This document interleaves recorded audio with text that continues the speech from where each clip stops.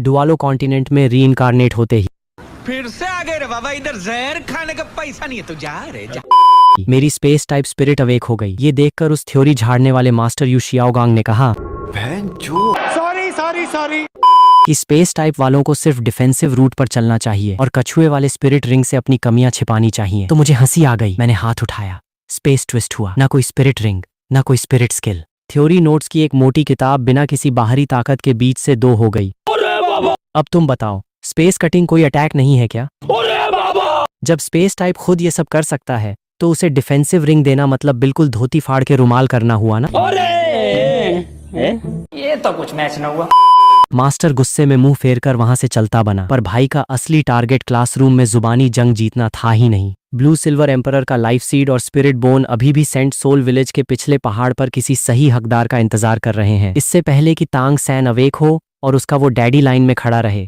सही मौके पर चौका मारना जरूरी है। Noting junior spirit master academy के क्लासरूम का सन्नाटा आज पूरी तरह चकनाचूर हो चुका था। स्टूडेंट्स की फुसफुसाहट बहुत धीमी थी, पर हवा में फैली बारूद की गंध को छिपा नहीं पा रही थी। जियांग मिंग, तुम्हें होश भी है कि तुम क्या बकवास कर रहे हो? यू शियाओगांग का चेहरा गुस्से से लाल हो चुका था और छाती बुरी तरह हाँफ रही थी। उसने अपना ईगो साइड में रखकर पहली बार स्पेशल क्लास ली थी और पहली ही बार में किसी ने उस पर उंगली उठा दी। जियांग मिंग का कड़क एटीट्यूड और गुस्से से लाल यू शियाओगांग के बीच का अंतर साफ दिख रहा था। स्पेस टाइप स्पिरिट का शुरू से सिर्फ एक ही सही रास्ता रहा है, डिफेंसिव डायरेक्शन। तुम्हारी ये सो कॉल्ड स्पेस थ्योरी सरासर बकवास है। तुम लोगों को भटका रहे हो, स्पिरिट वर्ल्ड के मेन स्ट्रीम कल्टीवेशन से दूर ले जा रहे हो। यू शियाओगांग ने जोर से टेबल पर हाथ मारा। उसकी वो सूजी हुई मरी मछली जैसी आंखें अब गुस्से से उबल रही थीं। स्टूडेंट्स की नजरें मास्टर और जियांग मिंग के बीच फुटबॉल बनी हुई थीं।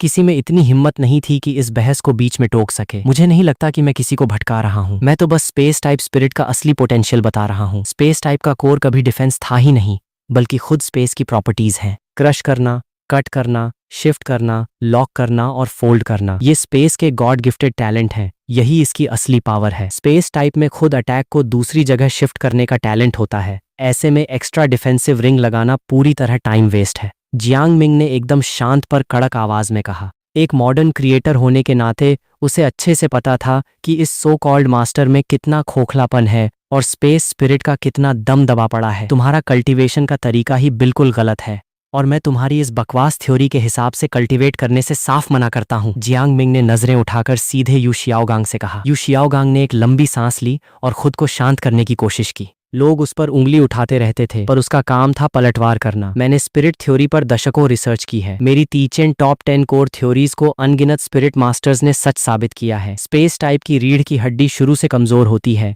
ये उसकी पैदाइशी कमी है।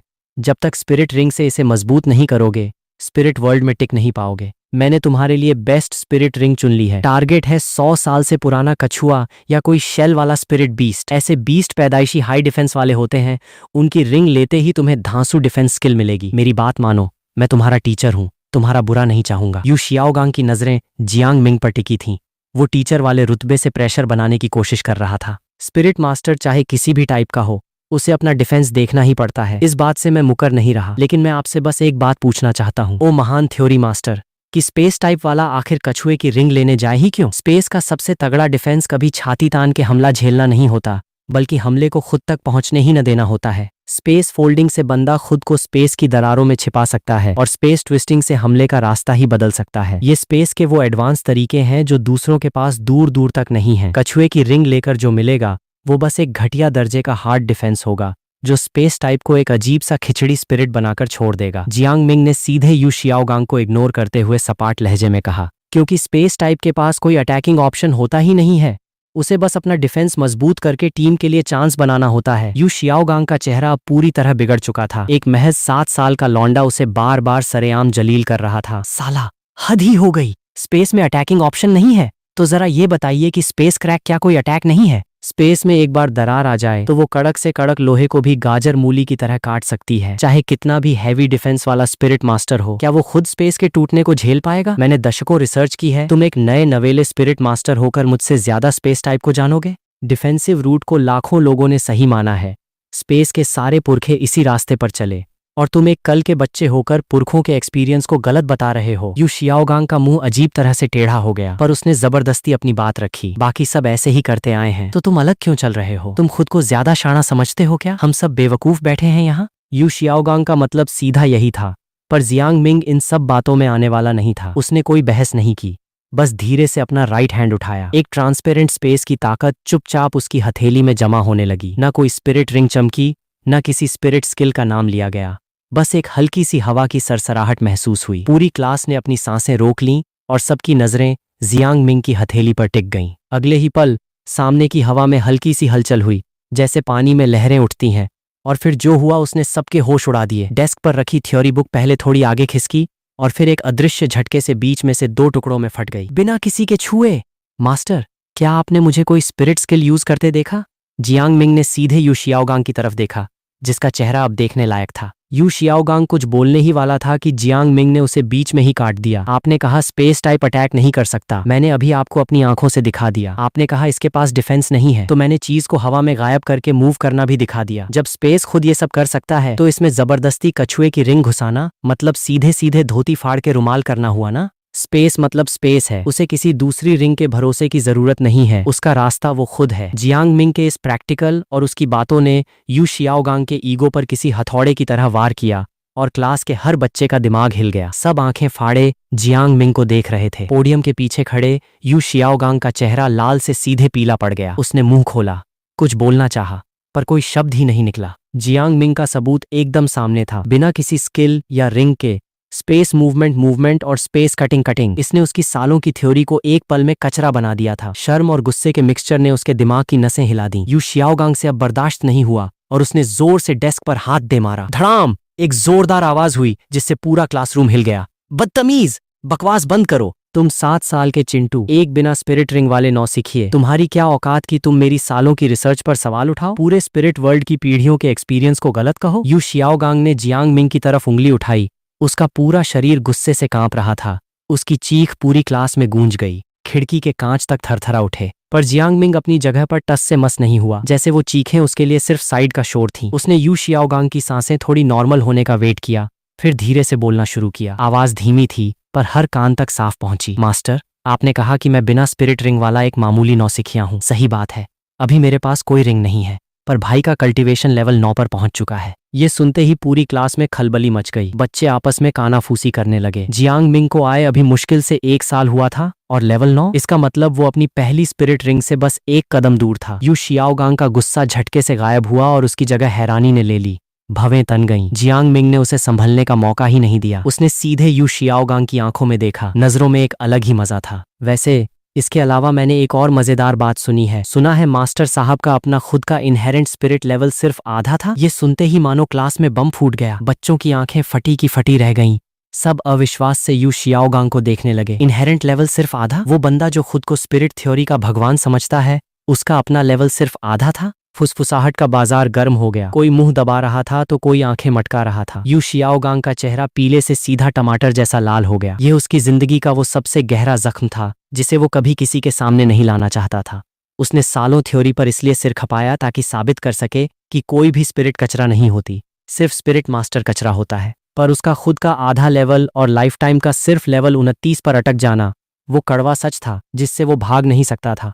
यू शियाओगांग पलटवार करना चाहता था, पर उसके पास कोई पॉइंट ही नहीं था, क्योंकि ये फैक्ट था, पूरा स्पिरिट वर्ल्ड जानता था। बस आज तक किसी की हिम्मत नहीं हुई थी कि उसके मुंह पर बोल दे। गुस्सा, शर्म, बेबसी और ईगो का टूटना, सब कुछ उसके अंदर एक साथ ब्लास्ट हो गया। वो टीचर बनकर धौंस जमाना चाहता था, पर एक 7 साल के बच्चे ने उसकी सबसे कमजोर नस दबा दी थी। उसने आज तक जो भी ढोंग रचाया था, इस मोमेंट पर वो सब एक मजाक बन चुका था। क्लास में एकदम सन्नाटा छा गया, ऐसा सन्नाटा जिससे दम घुटने लगे। किसी की बोलने की हिम्मत नहीं हो रही थी, सांसें भी संभल कर चल रही थीं। यू शियाओगांग झटके से मुड़ा, डेस्क से अपने नोट्स उठाए। मूवमेंट एकदम अकड़े हुए और अजीब थे, जैसे कोई भागा हुआ चोर हो। उसने जियांग मिंग की तरफ एक नजर तक नहीं डाली और बिना कुछ कहे क्लासरूम के दरवाजे की तरफ बढ़ गया।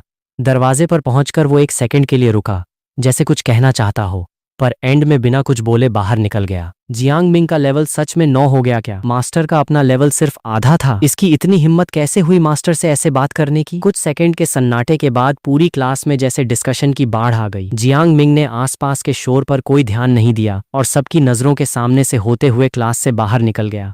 वो ज्यादा बकवास नहीं करना चाहता था, आज के लिए इतना काफी था। नोटिंग एकेडमी का हॉस्टल ज्यादा बड़ा नहीं था, पुरानी सी बिल्डिंग थी। जियांग मिंग ने दरवाजा धक्का दिया और हॉस्टल के अंदर आ गया। वो कोई रोड पर आया हुआ कंगाली में नहीं जी रहा था। उसके पेरेंट्स के जाने से पहले कुछ सेविंग्स बची थीं। हालांकि वो कोई अमीर नहीं था, पर एक नॉर्मल रूम का रेंट देने और बेसिक लाइफ जीने के लिए उतना काफी था। उसे बाकी गरीब स्टूडेंट्स की तरह कॉमन हॉल में ठसाठस सोने की जरूरत नहीं थी और ना ही 3 वक्त के खाने की टेंशन थी। कमरा छोटा था, सामान कम था, पर एकदम सेट था। खिड़की पर एक बिना नाम का छोटा सा पौधा था जो दोपहर की धूप में चमक रहा था। जियांग मिंग ने अपनी जैकेट उतारी, दोनों हाथ सिर के नीचे लगाए और सीलिंग को देखने लगा। नोटिंग जूनियर एकेडमी आने के उसके 2 मेन गोल्स थे। पहला, मेडिटेशन मेथड, जो स्पिरिट कल्टीवेशन का बेसिक तरीका है। इस डुआलो कॉन्टिनेंट में बिना मेडिटेशन मेथड के तुम स्पिरिट पावर को कंट्रोल नहीं कर सकते और ना ही लेवल बढ़ा सकते हो। नॉर्मल बैकग्राउंड के स्पिरिट मास्टर्स अक्सर अच्छे मेथड ना होने की वजह से आगे नहीं बढ़ पाते, पर नोटिंग एकेडमी एक सरकारी अप्रूव्ड जगह होने के नाते उनके पास इसका पूरा सिस्टम था और ये भाई को हर हाल में चाहिए था। एक बार ये हाथ लग जाए तो वो तरीके से कल्टीवेट कर पाएगा, रुकावटें तोड़ पाएगा और बहुत आगे जाएगा। जियांग मिंग ने आंखें खोलीं, नजरें एकदम शार्प थीं। दूसरा गोल, जो मेडिटेशन से भी ज्यादा इंपॉर्टेंट और सीक्रेट था, ब्लू सिल्वर एम्परर का लाइफ सीड और स्पिरिट बोन। एक क्रिएटर के तौर पर उसे पता था कि तांग सैन उसी ब्लू सिल्वर एम्परर का बेटा है, पर उसे एक और तगड़ा सीक्रेट पता था। इससे पहले कि तांग सैन अपने उस रूप को अवेक करे, ब्लू सिल्वर एम्परर की बची खुची चीजें सेंट सोल विलेज के पिछले पहाड़ पर पड़ी थीं। उस लाइफ सीड में कमाल की लाइफ एनर्जी थी जो किसी भी स्पिरिट मास्टर के लिए खजाने से कम नहीं थी। भले ही वो सीड डायरेक्ट जियांग मिंग की स्पेस पावर को ना बढ़ाए, पर लाइफ एनर्जी ही तो हर चीज की बेस होती है। अगर लाइफ कड़क हो तो बंदा लंबी रेस का घोड़ा बनता है। और वैसे भी ब्लू सिल्वर ब्लड लाइन का एक और बड़ा फायदा था, मेकओवर। तांग सैन ने खुद इसी से अपना पूरा लुक बदला था। खैर, उसे उस पार्ट से मतलब नहीं था क्योंकि उसके पास वो ब्लड लाइन नहीं थी। जियांग मिंग को सिर्फ उसकी लाइफ एनर्जी से मतलब था। रही बात स्पिरिट बोन की, तो वो जैकपॉट भी वहीं शांत पड़ा, सही बंदे का वेट कर रहा था। जियांग मिंग का अभी सेंट सोल विलेज जाने का कोई इरादा नहीं था और ना ही वो तांग सैन के क्लोज जाना चाहता था, क्योंकि उसका बाप तांग हाओ बहुत डेंजरस बंदा था। एक टाइटल डुआलो की सेंसिंग पावर इतनी खतरनाक होती है कि तांग सैन के आसपास कोई भी संदेहास्पद बंदा दिखा नहीं कि वो उसे भांप लेता। इसलिए प्लान बदलना पड़ेगा। ये सोचते ही जियांग मिंग के चेहरे पर एक हल्की सी स्माइल आ गई। उसका प्लान एकदम सिंपल था, बस उसमें यू शियाओगांग की एक छोटी सी हेल्प चाहिए थी। सुबह की हल्की सी किरण फूटी ही थी। नोटिंग शहर अभी कोहरे की चादर में लिपटा हुआ था। एक नॉर्मल सी बग्घी एकेडमी के गेट पर आकर रुकी। मास्टर यू शियाओगांग बग्घी के पास खड़ा था। उसके चेहरे पर आज थोड़ी सी नरमी दिख रही थी। तांग सैन पीठ पर एक छोटा सा बैग टांगे एकेडमी के गेट से बाहर आया। टीचर, सब रेडी है? तांग सैन ने अपना बैग बग्घी के अंदर सेट किया। स्पिरिट फॉरेस्ट भले ही लो लेवल स्पिरिट बीस्ट की जगह हो, पर हमें ढील नहीं देनी चाहिए। यू शियाओगांग ने तांग सैन के सिर पर हाथ फेरा। हाँ, तांग सैन ने हामी भरी, फिर कुछ याद आते ही बैग से 2 सफेद मूली निकालकर आगे बढ़ा दी। टीचर, ये आपने मांगी थी। यू शियाओगांग ने मूली ली। चेहरे पर कोई खास एक्सप्रेशन नहीं आया, बस उन्हें ध्यान से रख लिया। तांग सैन को नहीं पता था कि मास्टर को सफेद मूली इतनी क्यों पसंद है, पर एक दिन का गुरु भी बाप बराबर होता है। गुरु ने जो बोल दिया सो बोल दिया। रही बात उसके सीक्रेट वेपन्स के एक्सपोज होने की या अपने बाप के बारे में बताने की, तो जब तक वो चीजें हुई नहीं हैं तब तक उनका कोई वजूद नहीं है। यू शियाओगांग और तांग सैन बग्घी में बैठ गए। कोचवान ने हंटर चलाया और घोड़ों के खुरों की आवाज के साथ बग्घी शहर के पूर्वी हिस्से की तरफ बढ़ गई। जियांग मिंग अंधेरे में खड़ा होकर बग्घी को दूर जाते देखता रहा। साला, कौन सोच सकता है कि तांग सैन अभी सिर्फ 400 साल की स्पिरिट रिंग पाकर फूला नहीं समा रहा है, जबकि उसे भनक तक नहीं है कि उसकी सगी माँ को कोई उखाड़कर सलाद बनाने की तैयारी में है। ट्रांसमाइग्रेट होकर आए जियांग मिंग को यू शियाओगांग की बकवास थ्योरी की कोई परवाह नहीं थी और ना ही उसे तांग सैन के तलवे चाटने का शौक था। उसने पूरा हिसाब लगा लिया था कि तांग हाओ चुपचाप अपने बेटे के पीछे पीछे स्पिरिट फॉरेस्ट जाएगा और इसी मौके का फायदा उठाकर वो सीधे सेंट सोल विलेज की उस सीक्रेट गुफा में घुस गया। स्पेस स्पिरिट ऑन की, सीधे दीवार के पार गया और on the spot blue silver emperor के लाइफ सीड को जड़ से उखाड़ लिया। साथ में 10,000 साल पुरानी राइट लेग स्पिरिट बोन भी साफ कर दी। जब तक तांग सैन और उसका मास्टर नोटिंग एकेडमी लौटकर ढूंढेंगे, जियांग मिंग तब तक शहर के बाहर एक सुनसान घाटी में छिपकर उस फुल एनर्जी वाले ब्लू सिल्वर एम्परर को डकार चुका होगा। जैसे ही वो खतरनाक लाइफ एनर्जी उसके शरीर में ब्लास्ट हुई, तांग सैन की डुआलो वाली किस्मत का रास्ता हमेशा के लिए भटक गया। स्पिरिट फॉरेस्ट में बैठा तांग सैन, भाई तू सच में कितना बड़ा चूतिया है जो यू शियाओगांग की बातों में आ गया। फर्स्ट स्पिरिट स्किल सगी माँ का जाल, second skill parasite, third skill मकड़ी का जाला, फोर्थ स्किल ब्लू सिल्वर गद्दारी। तांग सैन की फ्यूचर स्किल्स के बारे में सोचकर जियांग मिंग के चेहरे पर एक मजे लेने वाली हंसी आ गई। खैर, इसी ने तो मुझे मौका दिया। जियांग मिंग ने मुड़कर सेंट सोल विलेज की तरफ देखा। ये वही गांव था जहां तांग सैन बड़ा हुआ और जहां तांग हाओ छिपा बैठा था। तांग सैन अभी अपनी पहली रिंग लेने गया है और यू शियाओगांग ठहरा नंबर 1 का फिसड्डी। अपने बेटे को बीच रास्ते मरने से बचाने के लिए तांग हाओ का पीछे पीछे जाना पक्का था। इस वक्त जियांग मिंग खेतों को पार करते हुए दूर से सेंट सोल विलेज के पहाड़ों को देख पा रहा था। घर सलीके से बने थे, छतों से धुआं निकल रहा था। एकदम शांत और सिंपल सा गांव था। जियांग मिंग गांव के अंदर नहीं गया, बल्कि साइड से रास्ता बदलते हुए पूर्वी ढलान से ऊपर चढ़ने लगा। पहाड़ के पेड़ उम्मीद से ज्यादा घने थे, कोई प्रॉपर रास्ता भी नहीं था। थोड़ी ही देर में पानी के बहने की आवाज कानों में पड़ी। जियांग मिंग का मूड सेट हुआ। उसने कदम बढ़ाए और आवाज का पीछा किया। एक छोटी झाड़ी को पार करते ही उसे वो झरना दिख गया जो करीब 7-8 मीटर की ऊंचाई से नीचे गिर रहा था और नीचे एक छोटा सा पूल बना रहा था। जियांग मिंग ने जैसा सोचा था वहां कोई स्पिरिट बैरियर जैसी चीज नहीं थी। मानना पड़ेगा, डुआलो भी अजीब जगह है। यहाँ हर चीज स्पिरिट बन सकती है, पर कुछ बेसिक चीजें इनसे नहीं संभलती। जियांग मिंग ने झरने के चारों तरफ चक्कर लगाया और देखा कि अंदर जाने का सिर्फ एक ही सीधा रास्ता था, कोई दूसरा शॉर्टकट नहीं था। चलो स्पेस मूवमेंट से दीवार पार करने का ट्राई करते हैं। जियांग मिंग ने लंबी सांस ली, अपनी स्पिरिट पावर को धीरे धीरे पुश किया। एक सिल्वर लाइट जमा होने लगी जिसने उसके पूरे राइट आर्म को कवर कर लिया। पार चलो। जियांग मिंग ने अपना हाथ दीवार से सटाया और पूरा शरीर आगे बढ़ा दिया। स्पेस में एक अजीब सा ट्विस्ट आया। उसका शरीर जैसे एक सेकंड के लिए खिंच गया हो, एक पॉइंट से सीधे दूसरे पॉइंट पर ट्रांसफर। सेंसेस थोड़े धुंधले हुए, नजरों के सामने सिर्फ एक सिल्वर लाइट घूम रही थी। बस एक पल लगा और जियांग मिंग दीवार के पार सीधे गुफा के अंदर था। अंदर पूरा अंधेरा था। बाहर की कड़क धूप के मुकाबले यहाँ बिल्कुल अलग माहौल था। सीलन भरी हवा चेहरे पर लगी जिसमें पत्थरों और मिट्टी की अजीब सी महक थी। टेम्परेचर बाहर से काफी कम था। जियांग मिंग ने अपनी जेब से आग सुलझाने वाली स्टिक निकाली। हल्की सी रोशनी ने आगे का रास्ता दिखाया। गुफा उम्मीद से ज्यादा घुमावदार थी। नीचे का रास्ता गीला और फिसलन भरा था। जियांग मिंग फूंक फूंक कर कदम रख रहा था, हर स्टेप एकदम सॉलिड। जैसे जैसे वो अंदर गया, एक अजीब सी फीलिंग स्ट्रांग होती गई। वो एक बेहद घनी लाइफ एनर्जी थी, जैसे स्प्रिंग की पहली सुहानी हवा हो जो किसी को भी अपनी तरफ खींच ले। इंसानों का अपना रास्ता होता है, जानवरों का अपना। चाहे कितनी भी प्योर एनर्जी हो, जानवर आखिर जानवर ही रहेगा। जियांग मिंग का चेहरा एकदम ठंडा था। वो एक पक्का रेसिस्ट था। इंसान मतलब इंसान, जानवर मतलब जानवर। इंसान और जानवर का मेल मतलब सीधे सीधे घटियापन। जियांग मिंग ने नजरें उठाईं।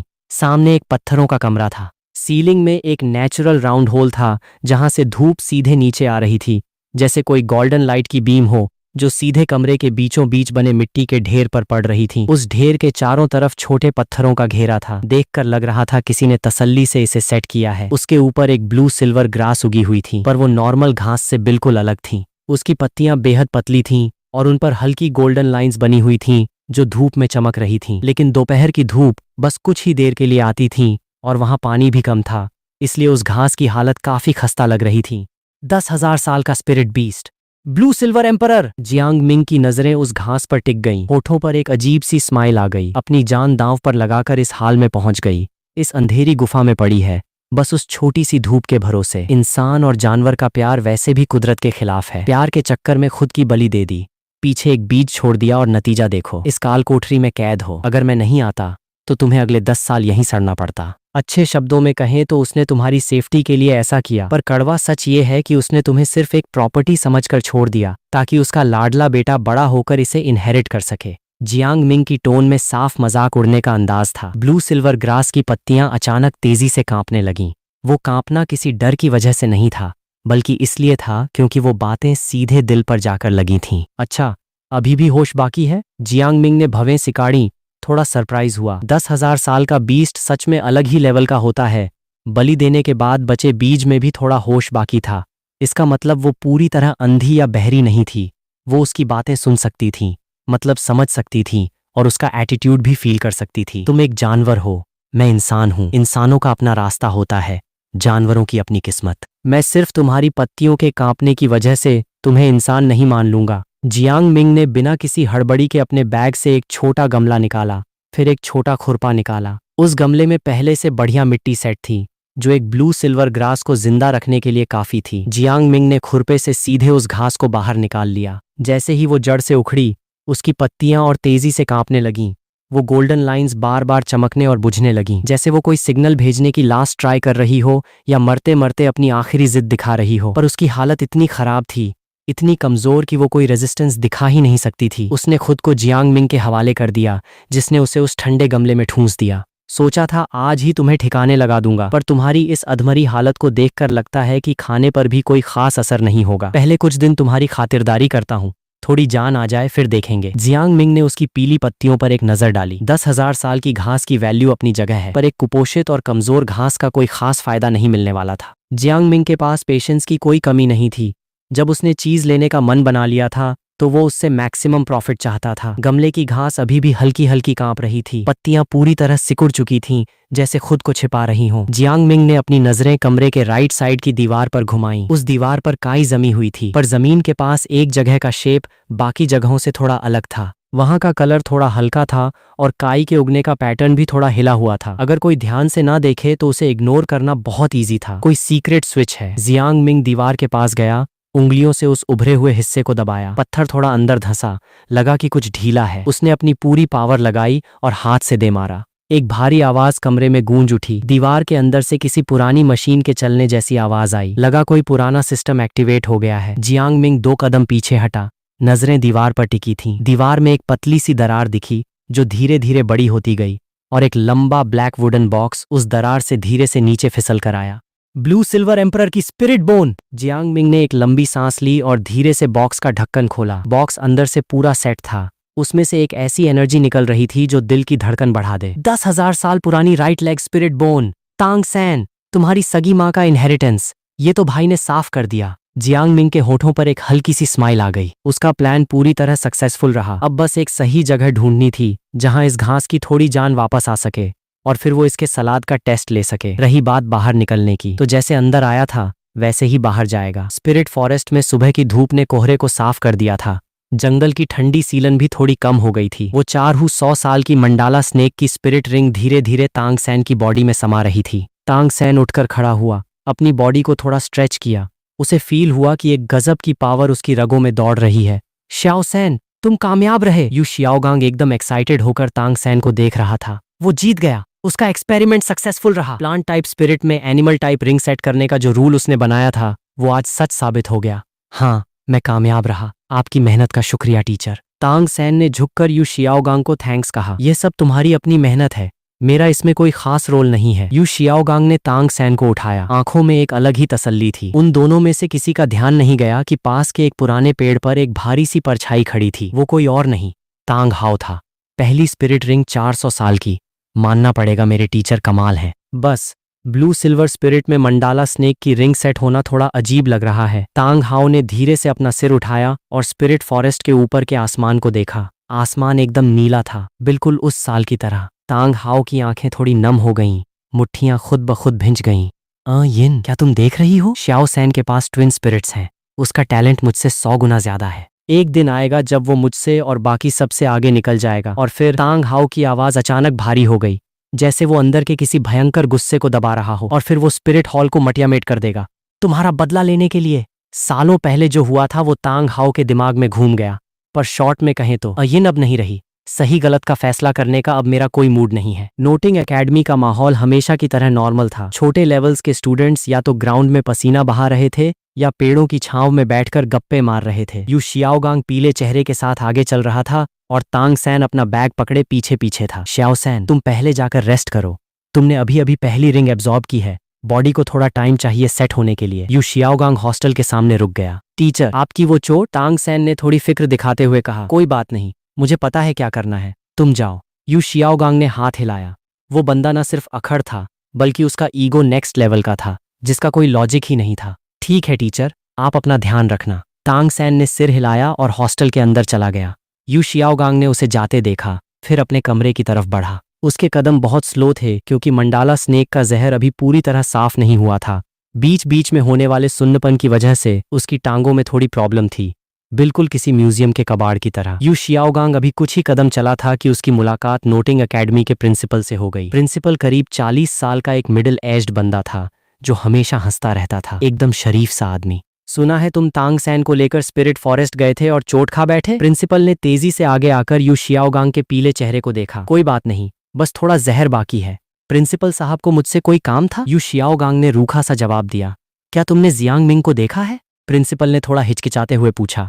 नहीं, यू शियाओगांग ने कड़क आवाज में कहा। मैंने पूरी एकेडमी छान मारी, ग्राउंड, कैंटीन, लाइब्रेरी, पिछले पहाड़ का वो छोटा जंगल, कहीं उसका अता पता नहीं है। कई स्टूडेंट्स से पूछा, सबने कहा कि उसे कई दिनों से नहीं देखा। मुझे लगा वो तुम्हारे साथ फॉरेस्ट गया होगा। प्रिंसिपल की भवें और सिकुड़ गईं। शायद एकेडमी छोड़ गया होगा। यू शियाओगांग ने कैजुअली कहा। चलो छोड़ो, शायद किसी काम से बाहर गया हो, 2-4 दिन में आ जाएगा। मास्टर, तुम्हारी तबीयत ठीक नहीं है, तुम पहले जाकर रेस्ट करो। प्रिंसिपल ने हाथ हिलाया। यू शियाओगांग को टोक कर वहां से चला गया। कचरा साला, कभी सुधर नहीं सकता। प्रिंसिपल को जाते देख यू शियाओगांग ने बड़बड़ाया। जियांग मिंग, एक बदतमीज लड़का और क्या? तांग सैन ही उसका असली भाई है, इकलौता स्टूडेंट जो उसकी थ्योरी को सच साबित करने वाला जीनियस है। नोटिंग शहर से 30 मील दूर एक छिपा हुआ जंगल था। इस जगह का रास्ता किसी को नहीं पता था। अगर कोई जानबूझकर न ढूंढे तो यहाँ पहुंचना इम्पॉसिबल था। जियांग मिंग 7 दिन पहले ब्लू सिल्वर एम्परर के लाइफ सीड को यहाँ लेकर आया था। पहले दिन उसकी पत्तियां पूरी सूखी थीं, बिल्कुल सूखी घास की तरह। दूसरे दिन पत्तियों के किनारों पर एक बेहद हल्की सी ग्रीन लाइन दिखी। तीसरे दिन वो ग्रीन कलर फैलने लगा, सूखापन गायब होने लगा, जैसे पत्तियों के अंदर कुछ जाग रहा हो। सिर्फ 7 दिनों में वो अधमरी ब्लू सिल्वर घास एकदम कड़क होकर बढ़ने लगी। अब सही मौका था फल तोड़ने का, क्योंकि जितना टाइम वेस्ट होता, ब्लू सिल्वर एम्परर का होश उतना ही स्ट्रांग होता जाता और फिर पलटवार का रिस्क बढ़ जाता। जियांग मिंग ने लंबी सांस ली, घास को जड़ से उखाड़ा और सीधे मुंह में डाल लिया। कड़वा जूस मुंह में फैल गया, जिसमें पेड़ पौधों जैसी हैवी स्मेल थी। पर अगले ही पल एक खतरनाक लाइफ एनर्जी उसकी बॉडी के अंदर ब्लास्ट हुई और फिर आया वो होश, एक बेहद कमजोर जो बस गायब होने ही वाला था।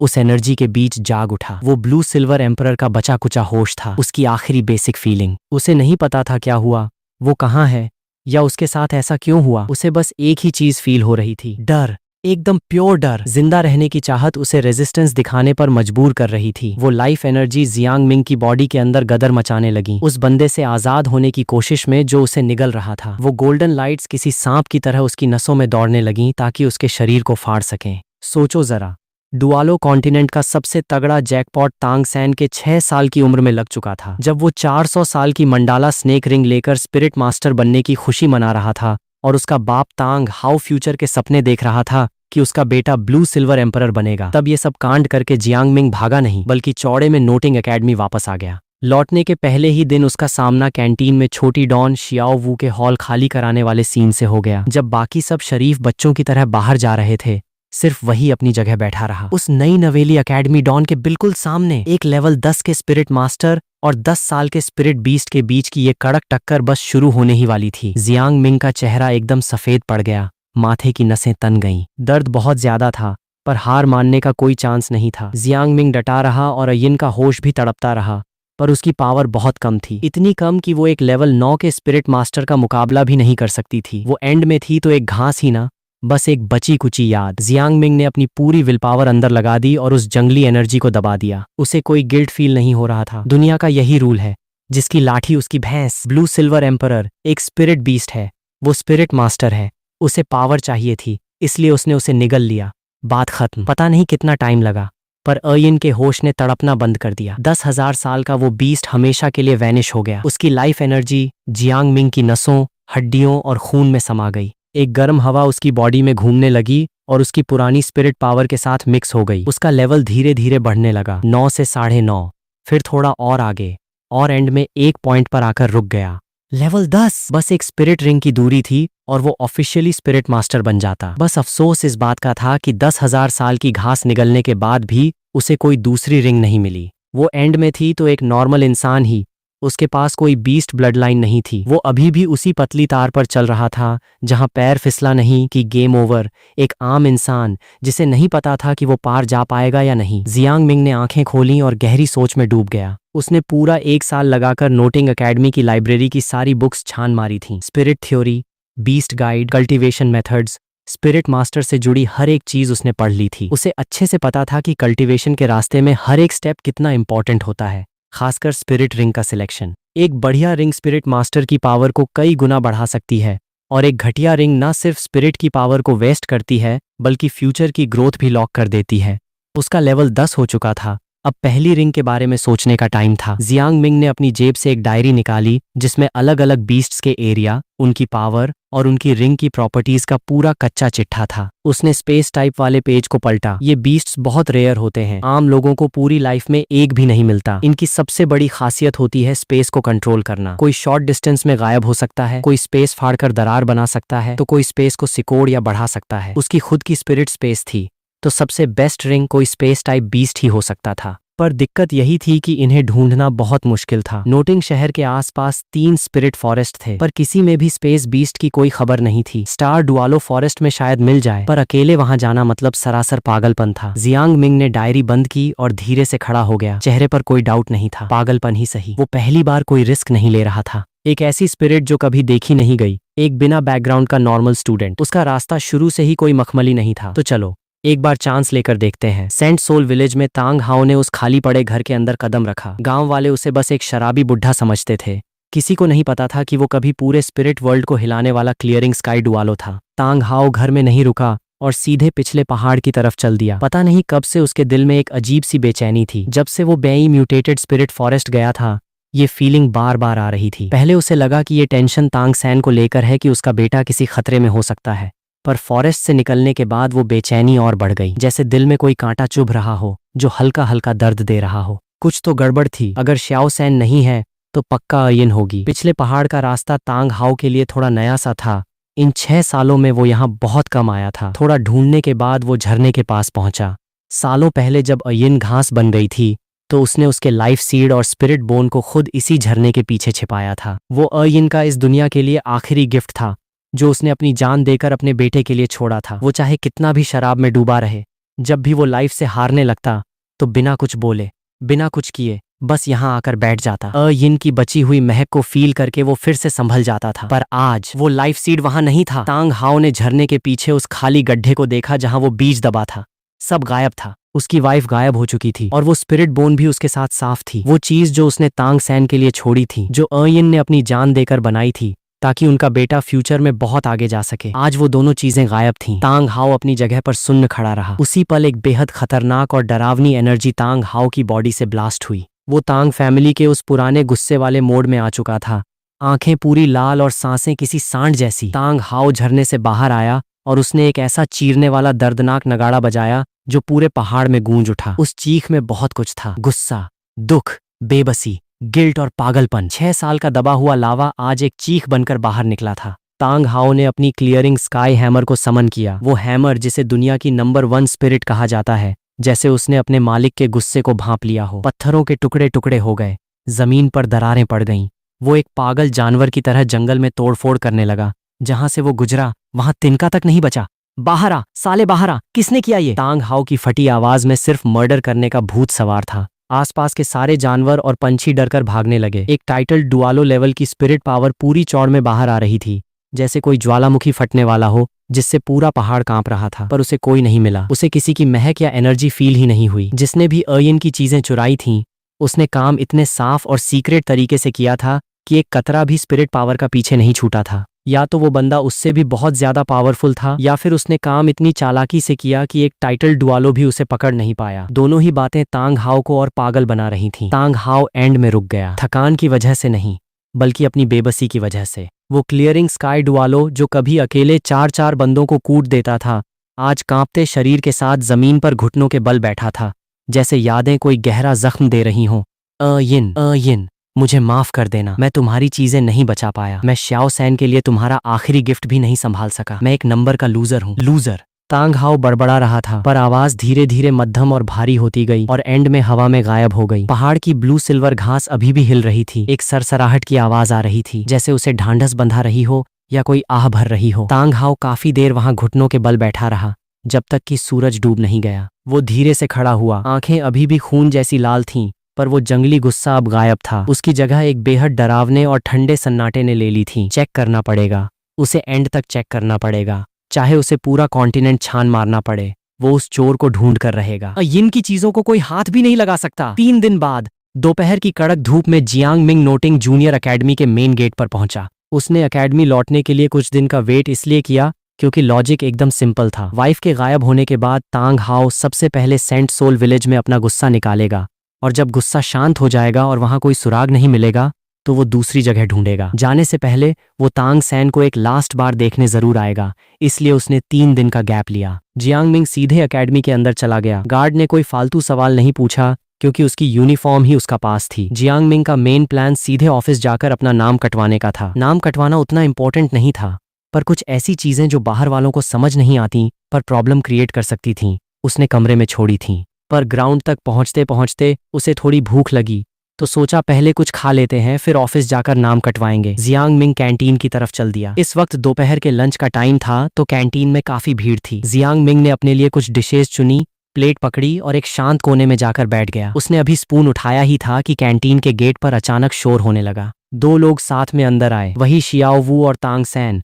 उनके पीछे कुछ स्कॉलरशिप वाले स्टूडेंट्स भी थे। जियांग मिंग ने बस एक नजर डाली और ध्यान हटा लिया। इस सो कॉल्ड हीरो में उसे कोई इंटरेस्ट नहीं था। जियांग मिंग अपनी प्लेट से बीफ का पीस उठाने ही वाला था कि एक तीखी और ईगो से भरी आवाज पूरी कैंटीन में गूंज उठी। सब ध्यान से सुन लो, ये पूरा एरिया मैंने बुक कर लिया है। 10 सेकंड के अंदर जिसे खिसकना है खिसक जाओ, वरना मुझे एक एक का नाम लेकर बाहर करना पड़ेगा और वो किसी को अच्छा नहीं लगेगा।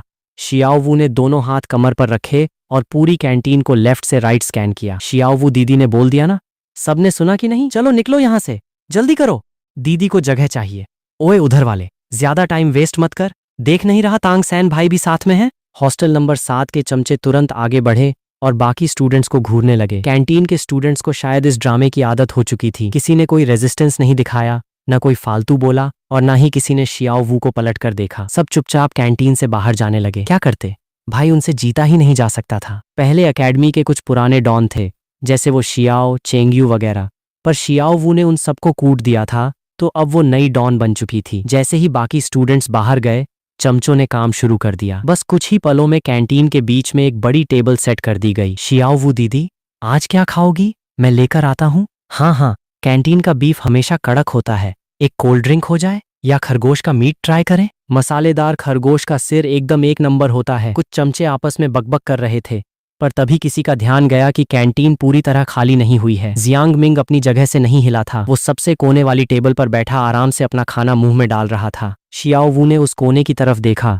भवें सिकुड़ गईं। इसलिए नहीं कि जियांग मिंग ने कोई बहुत बड़ा कांड किया था, बल्कि उसकी सिक्स्थ सेंस कह रही थी कि ये कोने में बैठा खड़ूस लड़का उसे बिल्कुल पसंद नहीं आ रहा। शॉर्ट में कहें तो उसे लगा कि उसके रुतबे को चैलेंज किया गया है। जब से उसने शियाओ चेंगयू को हराया था, नोटिंग एकेडमी में किसी की इतनी हिम्मत नहीं हुई थी कि उसके सामने ये एटीट्यूड दिखाए। बाकी स्टूडेंट्स उसे देखते ही या तो जी हुजूरी करते थे या रास्ता बदल लेते थे, पर ये जियांग मिंग तो उसे घास तक नहीं डाल रहा था, बिल्कुल हवा समझ रखा था। वो भी तब जब उसने अभी अभी हॉल खाली करने का ऑर्डर दिया था। चमचों का भी ध्यान उधर गया। मुझे याद है, इसका नाम जियांग मिंग है। ओए भाई, तूने शियाओ वू दीदी की बात नहीं सुनी क्या? आज पूरी कैंटीन बुक है, जरा बाहर का रास्ता नापो। वांग शेंग ने सबसे पहले रिएक्ट किया। तेजी से जियांग मिंग की टेबल के पास आया और उंगली से टेबल को ठकठकाया। जियांग मिंग ने पलक तक नहीं झपकवाई, एक और बाइट ली और मुंह में डाल ली। वांग शेंग का चेहरा थोड़ा अजीब हुआ। उसने पलटकर शियाओ वू को देखा। मैंने अभी बोला ना कि कैंटीन मैंने बुक की है, अगर पंगे नहीं चाहिए तो शरीफों की तरह निकल लो। शियाओ वू कदम बढ़ाते हुए जियांग मिंग की टेबल के पास आई और ऊपर से उसे घूरने लगी। उसकी टोन ऐसी थी जैसे वो कोई रिक्वेस्ट नहीं कर रही, बल्कि सीधे ऑर्डर दे रही हो। चमचे भी चारों तरफ से आ गए। 7-8 बंदे शियाओ वू के पीछे खड़े होकर जियांग मिंग को घूरने लगे। भले ही कुछ बोल नहीं रहे थे, पर उनका बॉडी लैंग्वेज साफ था, या तो खुद जाओ या लात खाकर जाओ। तांग सैन साइड में खड़ा था। उसकी भवें थोड़ी सिकुड़ गईं। उसे शियाओ वू का ये बार बार हॉल खाली कराने का तरीका पसंद नहीं था, पर उसने टोका भी नहीं। पहली बात तो वो शियाओ वू का नेचर जानता था, रोकने का कोई फायदा नहीं था। दूसरी बात, उसे जियांग मिंग खुद पसंद नहीं था। इस बंदे ने क्लास में मास्टर पर सवाल उठाए थे। मास्टर वैसे तो क्लास लेते नहीं हैं, उसके कहने पर बड़ी मुश्किल से माने थे। इतना बढ़िया चांस मिला था, पर जियांग मिंग ने उसकी वैल्यू करने के बजाय मास्टर को सरेआम जलील कर दिया। और वैसे भी वो मास्टर का स्टूडेंट था। गुरु की बेइज्जती का बदला लेना चेले का फर्ज बनता है। जियांग मिंग ने एंड में अपनी स्पून रखी, शियाओ वू और उसके पीछे खड़े चमचों पर एक नजर दौड़ाई और फिर सीधे शियाओ वू के चेहरे पर फोकस किया। उसकी नजरें एकदम शांत थीं, बिल्कुल किसी ठंडे पानी की तरह। पर शियाओ वू और तांग सैन दोनों को उस नजर के अंदर की चीज फील हो गई। वो कोई गुस्सा या नफरत नहीं थी, बल्कि एक ऊपर से नीचे देखने वाला अंदाज था, जैसे कोई शेर दो चार छोटे बच्चों को देख रहा हो जिन्हें दुनिया की समझ ना हो। इस एकेडमी के रूल्स तुम्हारे बाप ने नहीं बनाए हैं। जियांग मिंग की आवाज ज्यादा तेज नहीं थी, पर उस शांत कैंटीन में हर एक के कान तक साफ पहुंची। उसी पल पूरी कैंटीन जैसे पॉज मोड पर चली गई। ओए साले, क्या बोला तूने? दीदी, कूटो इसे। क्या चीज है ये? दीदी को चैलेंज कर रहा है। कुछ चमचे आगे बढ़ने ही वाले थे कि शियाओ वू ने हाथ उठाकर उन्हें रोक दिया। डुआलो में ट्रांसमाइग्रेट होकर स्पेस स्पिरिट अवेक की और शुरुआत में ही शियाओ वू को लात मारकर 3 मीटर दूर फेंक दिया। फिर तांग सैन की घास के टुकड़े टुकड़े कर दिए। नोटिंग एकेडमी की कैंटीन में शियाओ वू ने अपनी बात खत्म की और सीधे लात घुमाई। उसकी रैबिट स्पिरिट की पावरफुल थी। लात सीधे चेहरे की तरफ आ रही थी, पर अगले ही पल जियांग मिंग का शरीर एक सिल्वर ग्रे वेव की तरह चमका और पैर छूने से पहले ही हवा में गायब हो गया। जब वो दोबारा दिखा तो सीधे शियाओ वू के पीछे खड़ा था और उसने एक कड़क लात उसकी लोअर बैक पर दे मारी। बंदी सीधे मुंह के बल 2-3 मीटर घिसटती चली गई। तांग सैन का दिमाग तुरंत हिल गया। उसने अपनी ब्लू सिल्वर ग्रास स्पिरिट तुरंत रिलीज की। फर्स्ट स्पिरिट स्किल, सगी माँ का जाल। कई सारी घास की नसें किसी सांप की तरह जियांग मिंग की तरफ बढ़ीं, पर उसकी स्पीड तेज थी तो जियांग मिंग की ट्रिक और नेक्स्ट लेवल थी। सच कहें तो वो स्पीड नहीं थी, बल्कि एक ऐसी अजीब कला थी जिसे पकड़ा ही नहीं जा सकता था। जियांग मिंग का शरीर फिर से सिल्वर ग्रे वेव बनकर गायब हो गया। घास हवा में रह गई। शियाओ वू, तुम ठीक तो हो? तांग सैन ने तेजी से शियाओ वू को उठाया। ये बहुत अजीब है, मेरा अटैक सीधे आर पार निकल गया। शियाओ वू ने सिर उठाया। आंखों में सिर्फ कंफ्यूजन था। कैंटीन में पूरी तरह सन्नाटा छा चुका था। वो चमचे जो अभी शोर मचा रहे थे वहीं के वहीं जम गए, जैसे किसी अदृश्य ताकत ने उनका गला दबा दिया हो। और फिर जियांग मिंग दोबारा दिखा। वो वापस अपनी पुरानी सीट पर बैठ चुका था। सामने रखी डिश से अभी भी धुआं निकल रहा था। अगली बार औकात पार की तो सिर्फ इतनी सी चोट नहीं लगेगी। जियांग मिंग ने स्पून उठाया और आराम से बीफ का पीस खाने लगा। शियाओ वू का चेहरा बहुत खराब हो चुका था। उसे लड़ने या चोट खाने से डर नहीं लगता था, पर ये जो लॉजिक से बाहर की चीज हो रही थी, ये उसे बिल्कुल पसंद नहीं आ रही थी। क्या तुम कुछ ज्यादा नहीं कर रहे? शियाओ वू ने बस गुस्से में कुछ बातें ही तो कही थीं। तुम्हें इतना हैवी हाथ साफ करने की क्या जरूरत थी? तांग सैन का चेहरा एकदम सीरियस हो चुका था। उसकी टोन में ऐसी कड़वाहट थी जो पहले कभी नहीं देखी गई। जियांग मिंग ने उस पर एक नजर डाली। होठों पर एक हल्की सी स्माइल आ गई। वो स्माइल कोई दोस्ती या मजाक की नहीं थी, बल्कि एक प्योर इग्नोरेंस थी। गुस्से की बातें? जब वो हाथ साफ कर रही थी तब तुम साइड में मजे ले रहे थे। जब वो लात खाकर दूर गिरी तब तुम उसकी हेल्प करने आ गए। और अब जब दिख रहा है कि तुम मुझसे जीत नहीं सकते, अब ये लोग करेंगे मॉरल ब्लैकमेलिंग। भाई, एक बात साफ समझ लो, मैं कोई इसका सगा बाप नहीं हूं जो इसके नखरे उठाता रहूं। जियांग मिंग की आवाज में कोई लालच नहीं था, बस सीधे अटैक। तांग सैन ने बिना सोचे समझे अपनी सोल स्किल दोबारा चला दी। ब्लू सिल्वर ग्रास की बेलें हर तरफ से जियांग मिंग पर झपट पड़ी, लेकिन जियांग मिंग ने आंख तक नहीं झपकाई। उसने बस अपनी उंगली उठाई और सामने हवा में एक चीरा मार दिया। उसकी उंगली के आगे एक चांदी जैसी पतली और धारदार दरार बन गई, मानो उसने स्पेस को ही बीच से फाड़ दिया हो। वो बेलें जैसे ही उस दरार से टकराईं, मानो किसी तेज तलवार पर जा गिरी हो। बिना किसी आवाज या रुकावट के सारी बेलें तिनके की तरह कट गईं। तांग सैन की आंखें फटी की फटी रह गईं। वो घास रुकी नहीं थी, बल्कि उसे काट दिया गया था। किसी लोहे के ब्लेड ने नहीं, बल्कि एक अनदेखी ताकत ने उसे चीर दिया था। जियांग मिंग की मार्शल सोल याद आते ही उसे समझ आया, स्पेस! ये उसकी स्पेस सोल की ताकत थी। उसे किसी स्किल की जरूरत ही नहीं थी। वो अपनी सोल के दम पर ही अटैक और डिफेंस दोनों कर सकता था। अभी तांग सैन ये सोच ही रहा था कि जियांग मिंग की उंगली फिर हिली। तांग सैन की पीठ में एक भयानक सिहरन दौड़ी। अपनी जान बचाने के लिए वो तुरंत आगे कूदा और जमीन पर बुरी तरह लोटपोट हो गया। जहां वो खड़ा था वहां चांदी की वो दरार एक पल के लिए चमकी और गायब हो गई। तांग सैन के सिर से एक बाल कटकर नीचे गिरा। वो जमीन पर लेटा हुआ था और डर के मारे उसकी पूरी पीठ पसीने से भीग चुकी थी। अगर उसका रिएक्शन एक सेकंड भी लेट होता तो बाल की जगह उसका सिर धड़ से अलग हो जाता। पास खड़ी शियाओ वू ये देखकर कांप उठी। अब उसे समझ आया कि पहले जब जियांग मिंग ने उसे लात मारी थी तो असल में उसने रहम खाया था। अभी तुम्हारी आंखों का रंग बदला था। क्या कोई सीक्रेट टेक्निक सीख रहे हो? पर लगता है अभी पूरी तरह हाथ साफ नहीं हुआ। जियांग मिंग की आवाज धीमी थी, पर उसका एक एक शब्द साफ सुनाई दे रहा था। तुम्हारा क्या मतलब है? तांग सैन का दिल बैठ गया। क्या उसकी पर्पल डिमन आई पकड़ी गई? नहीं, शायद नहीं। उसने बस आंखों का रंग बदलने की बात की है। उसे लगा होगा कोई आम सीक्रेट टेक्निक है, पर क्या इस टेक्निक का साइड इफेक्ट इतना साफ दिखता है? खुद ही अंदाजा लगा लो। जियांग मिंग ने उसकी तरफ देखा और मजे लेने लगा। ये तांग सैन उसका कुछ नहीं बिगाड़ सकता था। तांग हाओ जब मुझे देखेगा तो उसे पता चल जाएगा कि अयिन को मैंने ही ठिकाने लगाया है, क्योंकि मेरे अंदर ब्लू सिल्वर एम्परर की एनर्जी का एहसास साफ होगा। बाकी दुनिया को भले न पता चले, पर तांग हाओ को तो पक्का पता चल जाएगा। जब दुश्मनी आर पार की हो ही चुकी है तो तांग सैन का दिमाग खराब करके उसे खत्म करना ही बेहतर है। लेकिन अगर किसी ने ये सब देखकर बाहर बता दिया तो मैं सीधे फंस जाऊंगा, इसलिए अभी तांग सैन को जिंदा छोड़ करना ही सही है।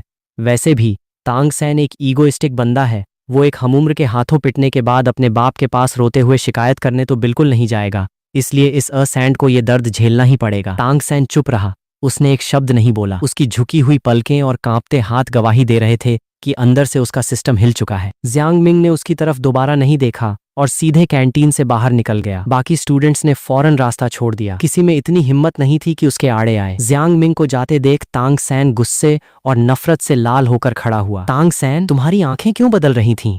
क्या चक्कर है? शाओ वू ने पास आकर उत्सुकता से पूछा। कुछ नहीं, मेरी खुद की बनाई सोल स्किल है, जैसे तुम्हारी सॉफ्ट स्किल है। तांग सैन ने थोड़ा सोचकर एक बहाना बना दिया। शाओ वू ने ज्यादा नहीं पूछा, क्योंकि वो देख सकती थी कि तांग सैन की हालत ठीक नहीं है। वो गुस्सा या बेइज्जती नहीं थी, बल्कि एक गहरा छुपा हुआ डर था। तांग सैन जियांग मिंग की ताकत से नहीं, बल्कि उसके राज जानने से डर रहा था। कैंटीन के बाकी स्टूडेंट्स भी फुसफुसा रहे थे, पर किसी की तेज बोलने की औकात नहीं थी। ऑफिस पहली मंजिल के कॉरिडोर के आखिर में था।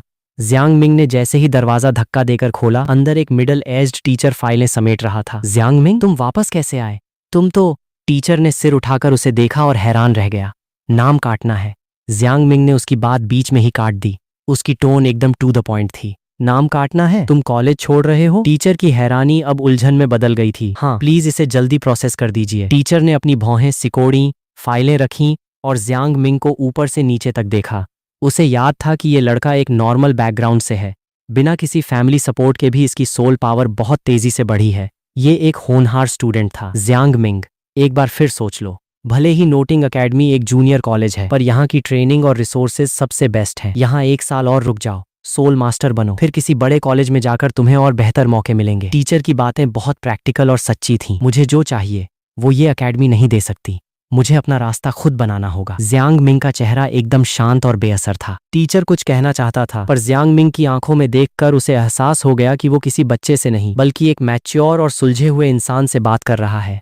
साइन कीजिए। टीचर ने एक ठंडी सांस भरी, दराज से विड्रॉल फॉर्म निकाला और जियांग मिंग के सामने रख दिया। ठीक है। जियांग मिंग ने पेन उठाया, फटाफट अपने साइन किए और फॉर्म वापस बढ़ा दिया। टीचर ने फॉर्म लिया और एक और डॉक्यूमेंट पर साइन करवाए। पूरा प्रोसेस 3 मिनट से भी कम में बेहद शालीनता और फुर्ती से खत्म हो गया। तुम्हारा रिकॉर्ड 1 महीने तक रहेगा, अगर इरादा बदले तो आकर विड्रॉल कैंसिल करवा सकते हो, टीचर ने कहा। मुझे नहीं लगता इसकी जरूरत पड़ेगी। जियांग मिंग मुड़ा और सीधा अपने हॉस्टल की तरफ चल दिया। कहीं वो जरूरी मौके और लोकेशंस भूल न जाएं, इसलिए उसने ग्राफ और कोऑर्डिनेट्स बनाकर सब कुछ नोट कर लिया। नॉर्मल लोगों के लिए इसे समझना नामुमकिन था, पर सावधानी ही सबसे बड़ा बचाव है। शाओ वू और तांग सैन अपने रूम में लौटे। दोनों चुप थे, बाकी स्टूडेंट्स भी डर के मारे शांत बैठे थे। तांग सैन के दिमाग में वही बात बार बार गूंज रही थी, तुम्हारी टेक्निक अभी अधूरी है। वो उसकी तांग सेक्ट की वो गुप्त कला थी जिसे उसने इतनी मेहनत से चुराकर सीखा था। उस कला का इस तरह मजाक उड़ाया जाना तांग सैन को बर्दाश्त नहीं हो रहा था। वो गुस्से से पागल था। इधर स्टार डस्ट फॉरेस्ट के बाहर का मशहूर ठिकाना था,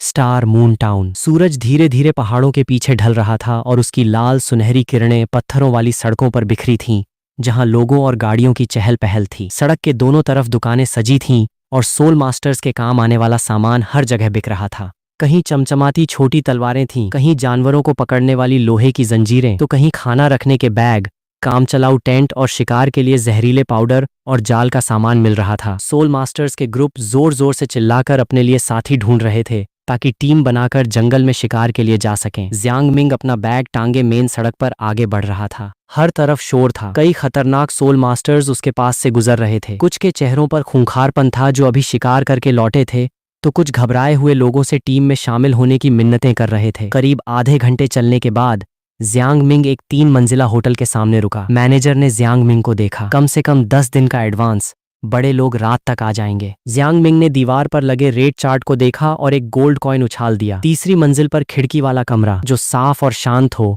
अकेले रहने के लिए परफेक्ट था। मैनेजर ने हवा में ही सिक्का लपका और अंदर की तरफ आवाज लगाई, छोटू, सर को ऊपर ले जा। एक 15-16 साल का लड़का दौड़ता हुआ आया, चेहरे पर वही प्रोफेशनल मुस्कान और कंधे पर सफेद तौलिया। देखते ही पता चल रहा था कि वो यहाँ का स्टाफ है। सर, मेरे पीछे आइए। हमारा होटल भले ही बाहर से छोटा लगे, पर रुकने में एकदम फर्स्ट क्लास है। बेडशीट सुबह ही बदली है, गर्म पानी हर वक्त तैयार मिलेगा। अगर नीचे खाना खाने का मन न हो तो बस एक आवाज लगा देना, कमरे में ही सर्व कर दूंगा।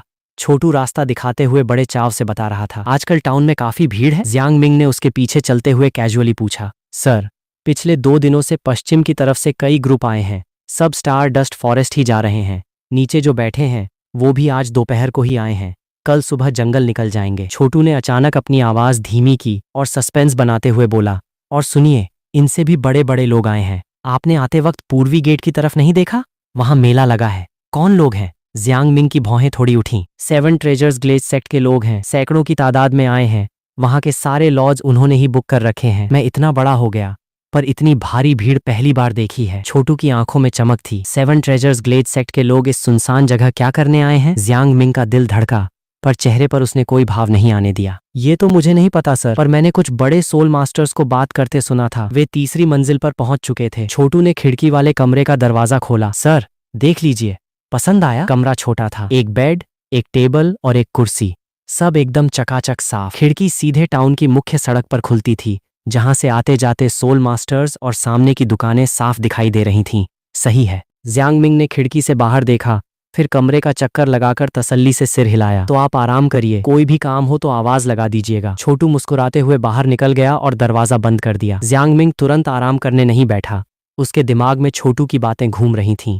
7 ट्रेजर्स ग्लेज सेक्ट दुनिया के टॉप 3 सेक्ट्स में से एक, जो अपनी सपोर्ट सोल के लिए मशहूर है। वहां एक से बढ़कर एक धुरंधर है। इतना बड़ा सेक्ट अगर सैकड़ों लोगों को स्टार डस्ट फॉरेस्ट के बाहरी इलाके में भेज रहा है, वो भी किसी बड़े नामचीन के लिए गिफ्ट ढूंढने, तो इसके सिर्फ 3 ही मतलब हो सकते हैं, निंग फेंगजी, सोड डिमन चेनशिंग या बोन डिमन गुलोंग। जियांग मिंग को याद था कि इस सेक्ट को संभालने वाले 2 सबसे खतरनाक टाइटन्स हैं, एक सोड डिमन चेनशिंग और दूसरे बोन डिमन गुलोंग। इतनी बड़ी फौज अगर किसी बीस्ट को ढूंढने निकली है तो वो इन दोनों टाइटन्स के लिए ही हो सकती है, क्योंकि निंग फेंगजी हमेशा लाइमलाइट से दूर रहता है। 96 लेवल का नंबर 1 अटैकर सोड डिमन चेनशिंग, जिसने अपनी एक ही तलवार से 3 मंजिला इमारत को चीर दिया, पर वो एक 500 साल पुराने बीस्ट का बाल भी बांका नहीं कर पाया। वो बीस्ट जो सीधा इंसानी अंगों पर वार करता है और जिसका अटैक 2 सेकंड भी नहीं लेता। वो स्पेस कैटेगरी का बीस्ट जो गायब होकर जान लेता है और बड़े बड़े टाइटन्स भी उसका सुराग नहीं पा पाते। निंग रोंग जब सोड डिमन के साथ रॉब झाड़ रही थी, तभी उसका सामना सोल पैलेस की गोल्डन जनरेशन से हो गया। हुलियना का सिर्फ ये कहना कि मेरे गुरु बीबी डोंग हैं, पूरी सड़क की हवा को बर्फ की तरह जमा गया। और इधर तीसरी मंजिल के कमरे में छुपा जियांग मिंग छत पर टाइल्स पर नाखूनों के स्क्रैच की आवाज सुनकर धीरे से मुस्कुराया। ये स्पेस सोल रिंग तो ये भाई लेकर ही रहेगा। इतनी बड़ी तैयारी है तो बीस्ट कोई मामूली नहीं होगा। जियांग मिंग ने अपनी उंगली खिड़की के फ्रेम पर थपथपाई। वो यहाँ अपने लिए एक सही सोल रिंग ढूंढने आया था और अपनी करंट स्ट्रेंथ के हिसाब से वो सिर्फ बाहरी इलाके में ही सेफ था। अगर 7 ट्रेजर्स के लोग भी वहीं ढूंढ रहे हैं तो उनका आमना सामना होना तय है। 7 ट्रेजर्स जैसे बड़े लोग आम सोल मास्टर्स को घास नहीं डालते, उन्हें सिर्फ गॉड गिफ्टेड और एक्स्ट्रॉर्डिनरी टैलेंट से मतलब होता है। अगर जंगल में वो दिखे तो थोड़ा अलर्ट रहकर उनसे दूरी बनाना ही सही रहेगा। दिन भर की भागदौड़ से जियांग मिंग काफी थक चुका था। वो जैसे ही बेड पर लेटा और आंखें मूंदी, नीचे से अचानक भारी शोर सुनाई दिया। ये किसी नॉर्मल गेस्ट के आने की आवाज नहीं थी, बल्कि पूरी सड़क पर खलबली मच गई थी। घोड़ों के टाप, कदमों की आवाज और लोगों की चीखें एक साथ गूंज उठीं। यहां तक कि होटल की लकड़ी की सीढ़ियां भी धड़धड़ाने लगीं। जियांग मिंग झटके से उठकर बैठ गया। उसने खिड़की के पास जाकर एक छोटा सा गैप खोला। एक बेहद आलीशान रथ होटल के ठीक सामने आकर रुका। वो रथ कीमती चंदन की लकड़ी से बना था और उस पर खूबसूरत टावर के निशान खुदे थे। 4 दूध जैसे सफेद घोड़े उस रथ को खींच रहे थे, जिनके खुर जब पत्थरों पर पड़ते तो खनकती हुई आवाज आती थी। रथ के दोनों तरफ सफेद कपड़ों में 8 चेले चल रहे थे। पर्दा हटा और एक करीब 6 साल की छोटी बच्ची नीचे कूदी। उसकी स्किन एकदम साफ और चेहरा किसी सुंदर गुड़िया जैसा था। उस लड़की ने होटल के बोर्ड को देखा और अपनी नाक सिकोड़ ली, मानो उसे इस साधारण सी जगह पर रुकना पसंद न आया हो। पर कुछ सोचकर वो अंदर बढ़ गई। उसके ठीक बाद रथ से एक बुजुर्ग निकले। वो बुजुर्ग दुबले पतले थे, पर उनकी पीठ तीर की तरह सीधी थी। उनके चांदी जैसे सफेद बाल कंधों पर बिखरे थे और उनके अंदर से एक बेहद खतरनाक और तेज तर्रार ऑरा निकल रहा था। टावर का वो सिंबल, टाउन में सेक्ट के सैकड़ों लोग, वो बुजुर्ग और वो लड़की, इन सब कड़ियों को जोड़कर जियांग मिंग ने 1 सेकंड में पहचान लिया कि सामने कौन है। सोड डिमन चेनशिंग, 7 ट्रेजर्स ग्लेज सेक्ट के 2 सबसे बड़े महाबलियों में से एक, 96 लेवल का सुपर सोल मास्टर, जिसकी 7 किलिंग सोड को उस समय का सबसे घातक हथियार माना जाता था। और उस लड़की की पहचान तो साफ थी, 7 ट्रेजर्स सेक्ट की लाडली निंग रोंग। सर, रुकने के लिए कमरा चाहिए या खाने की व्यवस्था करूं? मैनेजर जैसे ही उन्हें देखा, तुरंत काउंटर से बाहर भाग कर आया। निंग रोंग रोंग हॉल के बीच में खड़ी हो गई और वहां इतनी भीड़ देखकर उसकी त्योरियां चढ़ गईं। इन सब लोगों को बाहर निकालो, मुझे यहाँ रुकना है, मुझे ये शोर शराबा बिल्कुल पसंद नहीं। एक चेले ने हामी भरी और वो कस्टमर्स से बात करने आगे बढ़ा। छोटी मैडम, ये लोग पहले से यहाँ रुके हुए हैं। मैनेजर का चेहरा पीला पड़ गया और वो हाथ जोड़कर मिन्नतें करने लगा। इनसे कहो कहीं और चले जाएं, मैं इन्हें डबल पैसे दूंगा। निंग रोंग रोंग ने अपनी ठुड्डी ऊपर उठाई और सीधे पैसे का रौब दिखाने लगी। मैनेजर कुछ और कहने ही वाला था कि सोड डिमन चेन शिंग धीरे से हॉल में दाखिल हुए। वो बस वहां खड़े रहे। उन्होंने कुछ नहीं कहा, अपनी कोई ताकत भी नहीं दिखाई, पर उस अनदेखे प्रेशर से हॉल की हवा मानो जम गई। वहां बैठे कस्टमर्स की कुछ बोलने की हिम्मत नहीं हुई। वे अपना सामान उठाकर सीधे बाहर भागने लगे। किसी ने मुआवजे की बात तक नहीं की। मैडम प्लीज ऊपर चलिए, तीसरी मंजिल पर वीआईपी कमरे खाली हैं। मैनेजर को आखिरकार अपनी बात दबानी पड़ी। जरा रुको। तभी सीढ़ियों के पास से एक आवाज गूंजी। जियांग मिंग ने दरवाजे के गैप से देखा कि दूसरी मंजिल के कमरे से कुछ लोग बाहर आए हैं। उनका लीडर एक 15 साल का लड़का था जिसके काले छोटे बाल थे और वो काफी एक्टिव लग रहा था। उसके पीछे एक लड़का और एक लड़की थे। लेफ्ट साइड वाला लड़का काफी तगड़ा था और उसके लाल छोटे बाल थे जो काफी घमंडी लग रहा था। राइट साइड वाली लड़की बेहद हॉट और अट्रैक्टिव थी। पूरा होटल खाली करा रहे हो पर दूसरों की मर्जी तो पूछ लेते। काले बालों वाले लड़के ने मुस्कुराते हुए एकदम न्यूट्रल टोन में कहा, तुम कौन होते हो बोलने वाले? मैं जो चाहूं करूं, तुम मुझे रोकने वाले कौन? निंग रोंग रोंग की आंखों में हैरानी थी पर वो तुरंत अपने पुराने नखरे वाले मोड में आ गई। सोल पैलेस, शिए युए। उस लड़के ने शांत होकर अपना नाम बताया। जियांग मिंग का दिमाग घूमा। उसने नहीं सोचा था कि सोल पैलेस के लोग भी यहाँ आ जाएंगे, वो भी बीबी डोंग के सबसे खास चेले शिए युए, यान और हुलियना। अच्छा तो तुम लोग हो। सोड डिमन चेन शिंग ने तीनों को एक नजर देखा और फिर खामोश हो गए। सोल पैलेस से पंगा लेना ठीक नहीं था पर ये 3 बच्चे अभी इस काबिल नहीं थे कि वो उन पर ध्यान दें। हम पर ध्यान दीजिए, मैं अपने गुरु की तरफ से आपको नमस्ते कहती हूँ। हुलियना एक कदम आगे बढ़ी और सोड डिमन की आंखों में आंखें डालकर देखने लगी। तुम्हारे गुरु कौन हैं? सोड डिमन ने अपनी भौहें सिकोड़ी। मेरी गुरु बीबी डोंग है। हुलियना की आवाज शांत थी पर उसमें एक गजब का घमंड था। Bibi Dong! ये नाम सुनते ही वहां मौजूद हर शख्स के चेहरे पर तनाव आ गया। बीबी डोंग यानी सोल पैलेस की सुप्रीम लीडर। 7 ट्रेजर्स के चेलों ने तुरंत निंग रोंग रोंग को चारों तरफ से घेर लिया। बस 1 सेकंड के अंदर पूरा हॉल एक जंग के मैदान में बदल गया। जियांग मिंग का चेहरा भी गंभीर हो गया। एक तरफ 7 ट्रेजर्स सेक्ट था जिसके साथ खुद सोड डिमन खड़े थे और दूसरी तरफ सोल पैलेस की गोल्डन जनरेशन। ये वो लोग थे जिनसे वो अभी किसी भी हालत में पंगा नहीं ले सकता था।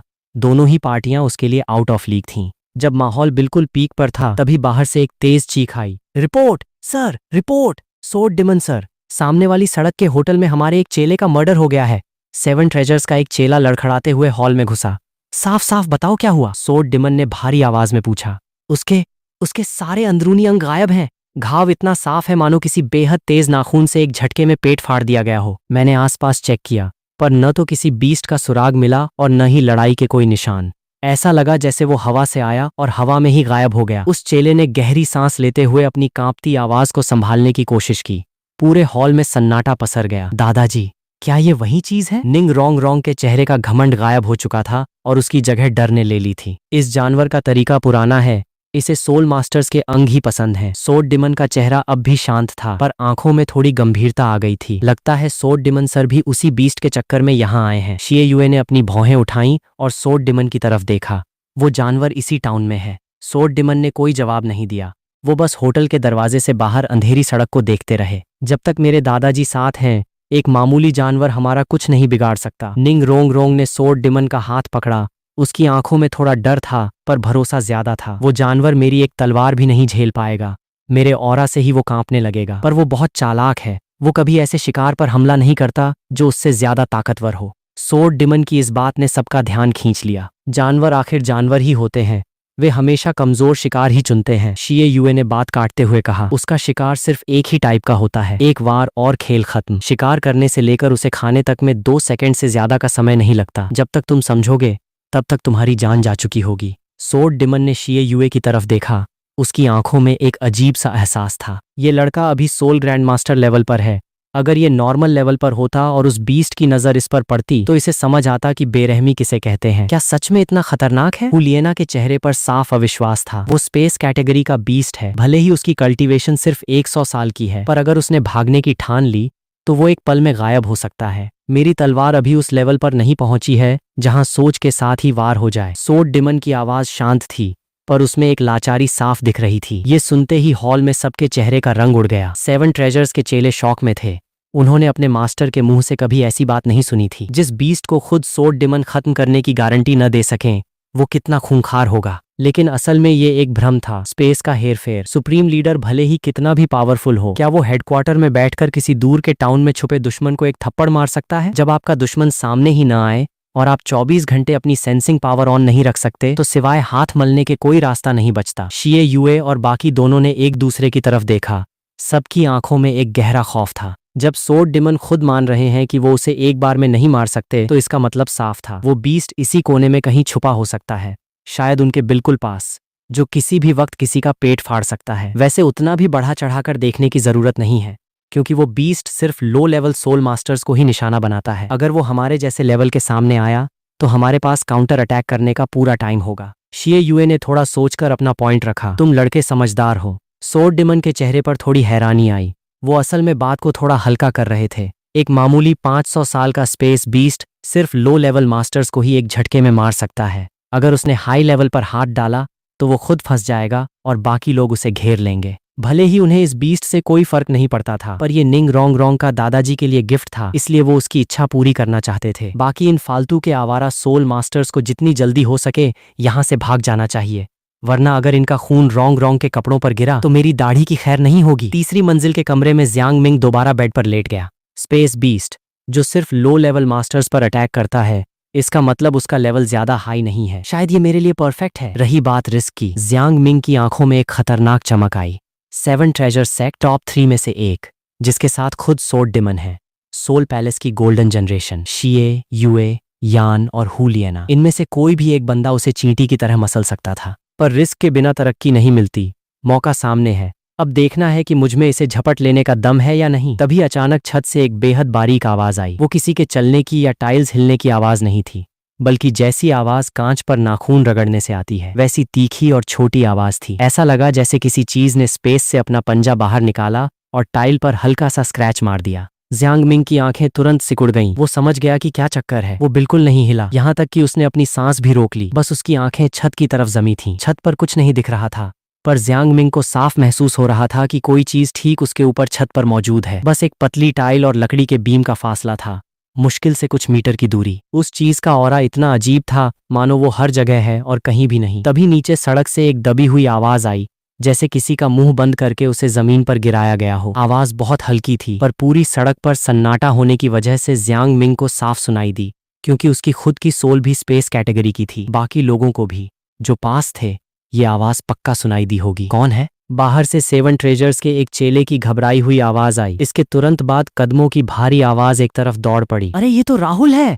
राहुल को कुछ हो गया है, जल्दी डॉक्टर को बुलाओ, जल्दी। नहीं, ये नहीं हो सकता। इसका पेट। वो बंदा मानो दुनिया का सबसे खौफनाक मंजर देख चुका था। उसकी आधी बात गले में ही अटक गई। जियांग मिंग ने अपनी भौहें सिकोड़ी। उसे बिना देखे ही पता था कि बाहर क्या सीन होगा। उस बीस्ट ने फिर से शिकार कर लिया था और उसके अटैक करने की स्पीड हद से ज्यादा तेज थी। तभी एक ऐसी भयानक तलवार की गूंज उठी जिसने सबकी रूह कांपा दी। एक लाल रंग की सोर्ड एनर्जी दूसरी मंजिल से तिरछी निकलती हुई सीधे सामने वाली सड़क के होटल को चीरती हुई निकल गई। उसने दूसरी मंजिल का फ्लोर, तीसरी मंजिल की दीवार एंड चौथी मंजिल की छत के बीम को काट दिया और सीधे स्टारडस्ट फॉरेस्ट की तरफ गायब हो गई। इतना बड़ा धमाका हुआ है तो आज की रात पक्का कुछ बड़ा होने वाला है। जियांग मिंग ने बाहर खिड़की से चांद को देखा और गंभीर चेहरा लिए नीचे की तरफ चल दिया। सड़क पर भारी भीड़ थी। सच कहें तो होटल के सारे लोग बाहर आ चुके थे। सोर्ड डिमन चेन शिंग निंग रोंग रोंग के पास खड़े थे। उनकी तलवार की नोक जमीन की तरफ थी। उनके चेहरे पर कोई एक्सप्रेशन नहीं था, पर आंखों में ऐसी कातिलाना चमक थी मानो 2 नंगी तलवारें खींची हों। 7 ट्रेजर्स के चेले दोनों तरफ हट चुके थे।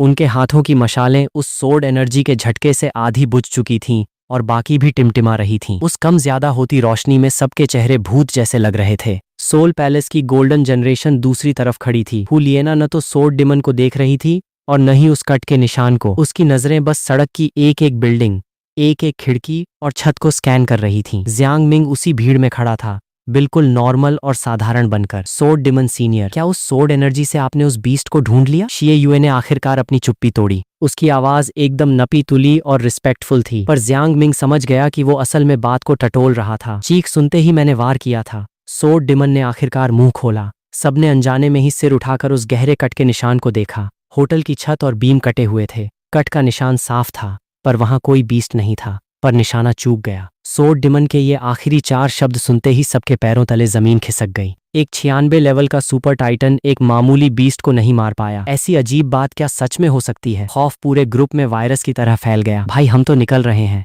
ऐसी मनहूस जगह पर 1 सेकंड रुकना भी जान दांव पर लगाने जैसा है। सबसे पहले कुछ फ्रीलांस सोल मास्टर्स ने रिएक्ट किया। वे अपना सामान तक छोड़कर जिस रास्ते आए थे उसी तरफ उल्टे पैर भाग निकले। होटल के मैनेजर का चेहरा सफेद पड़ चुका था। उसके होंठ कांप रहे थे और मुंह से शब्द नहीं निकल रहे थे। उसे लगा था कि वो बस एक नॉर्मल होटल चला रहा है जहां कुछ बड़े लोग रुकने आए हैं, पर अब एक आदमखोर मॉन्स्टर छत पर घूम रहा था और एक सुपर टाइटन उसके दरवाजे पर खड़ा कह रहा था कि वो उसे नहीं मार पाया। बाकी लोग जहां स्पेस बीस्ट को देखकर दुम दबाकर भाग रहे थे, वहीं जियांग मिंग खुद उसके सामने शिकार बनने जा रहा था, यह जानते हुए भी कि वो बीस्ट सिर्फ लो लेवल मास्टर्स को मारता है और उसे खुद सोड डिमन भी नहीं पकड़ पाए। वो एक अदना सा सोल मास्टर इस 100 साल के बीस्ट को अपनी पहली सोल रिंग बनाने का जुआ खेल रहा था।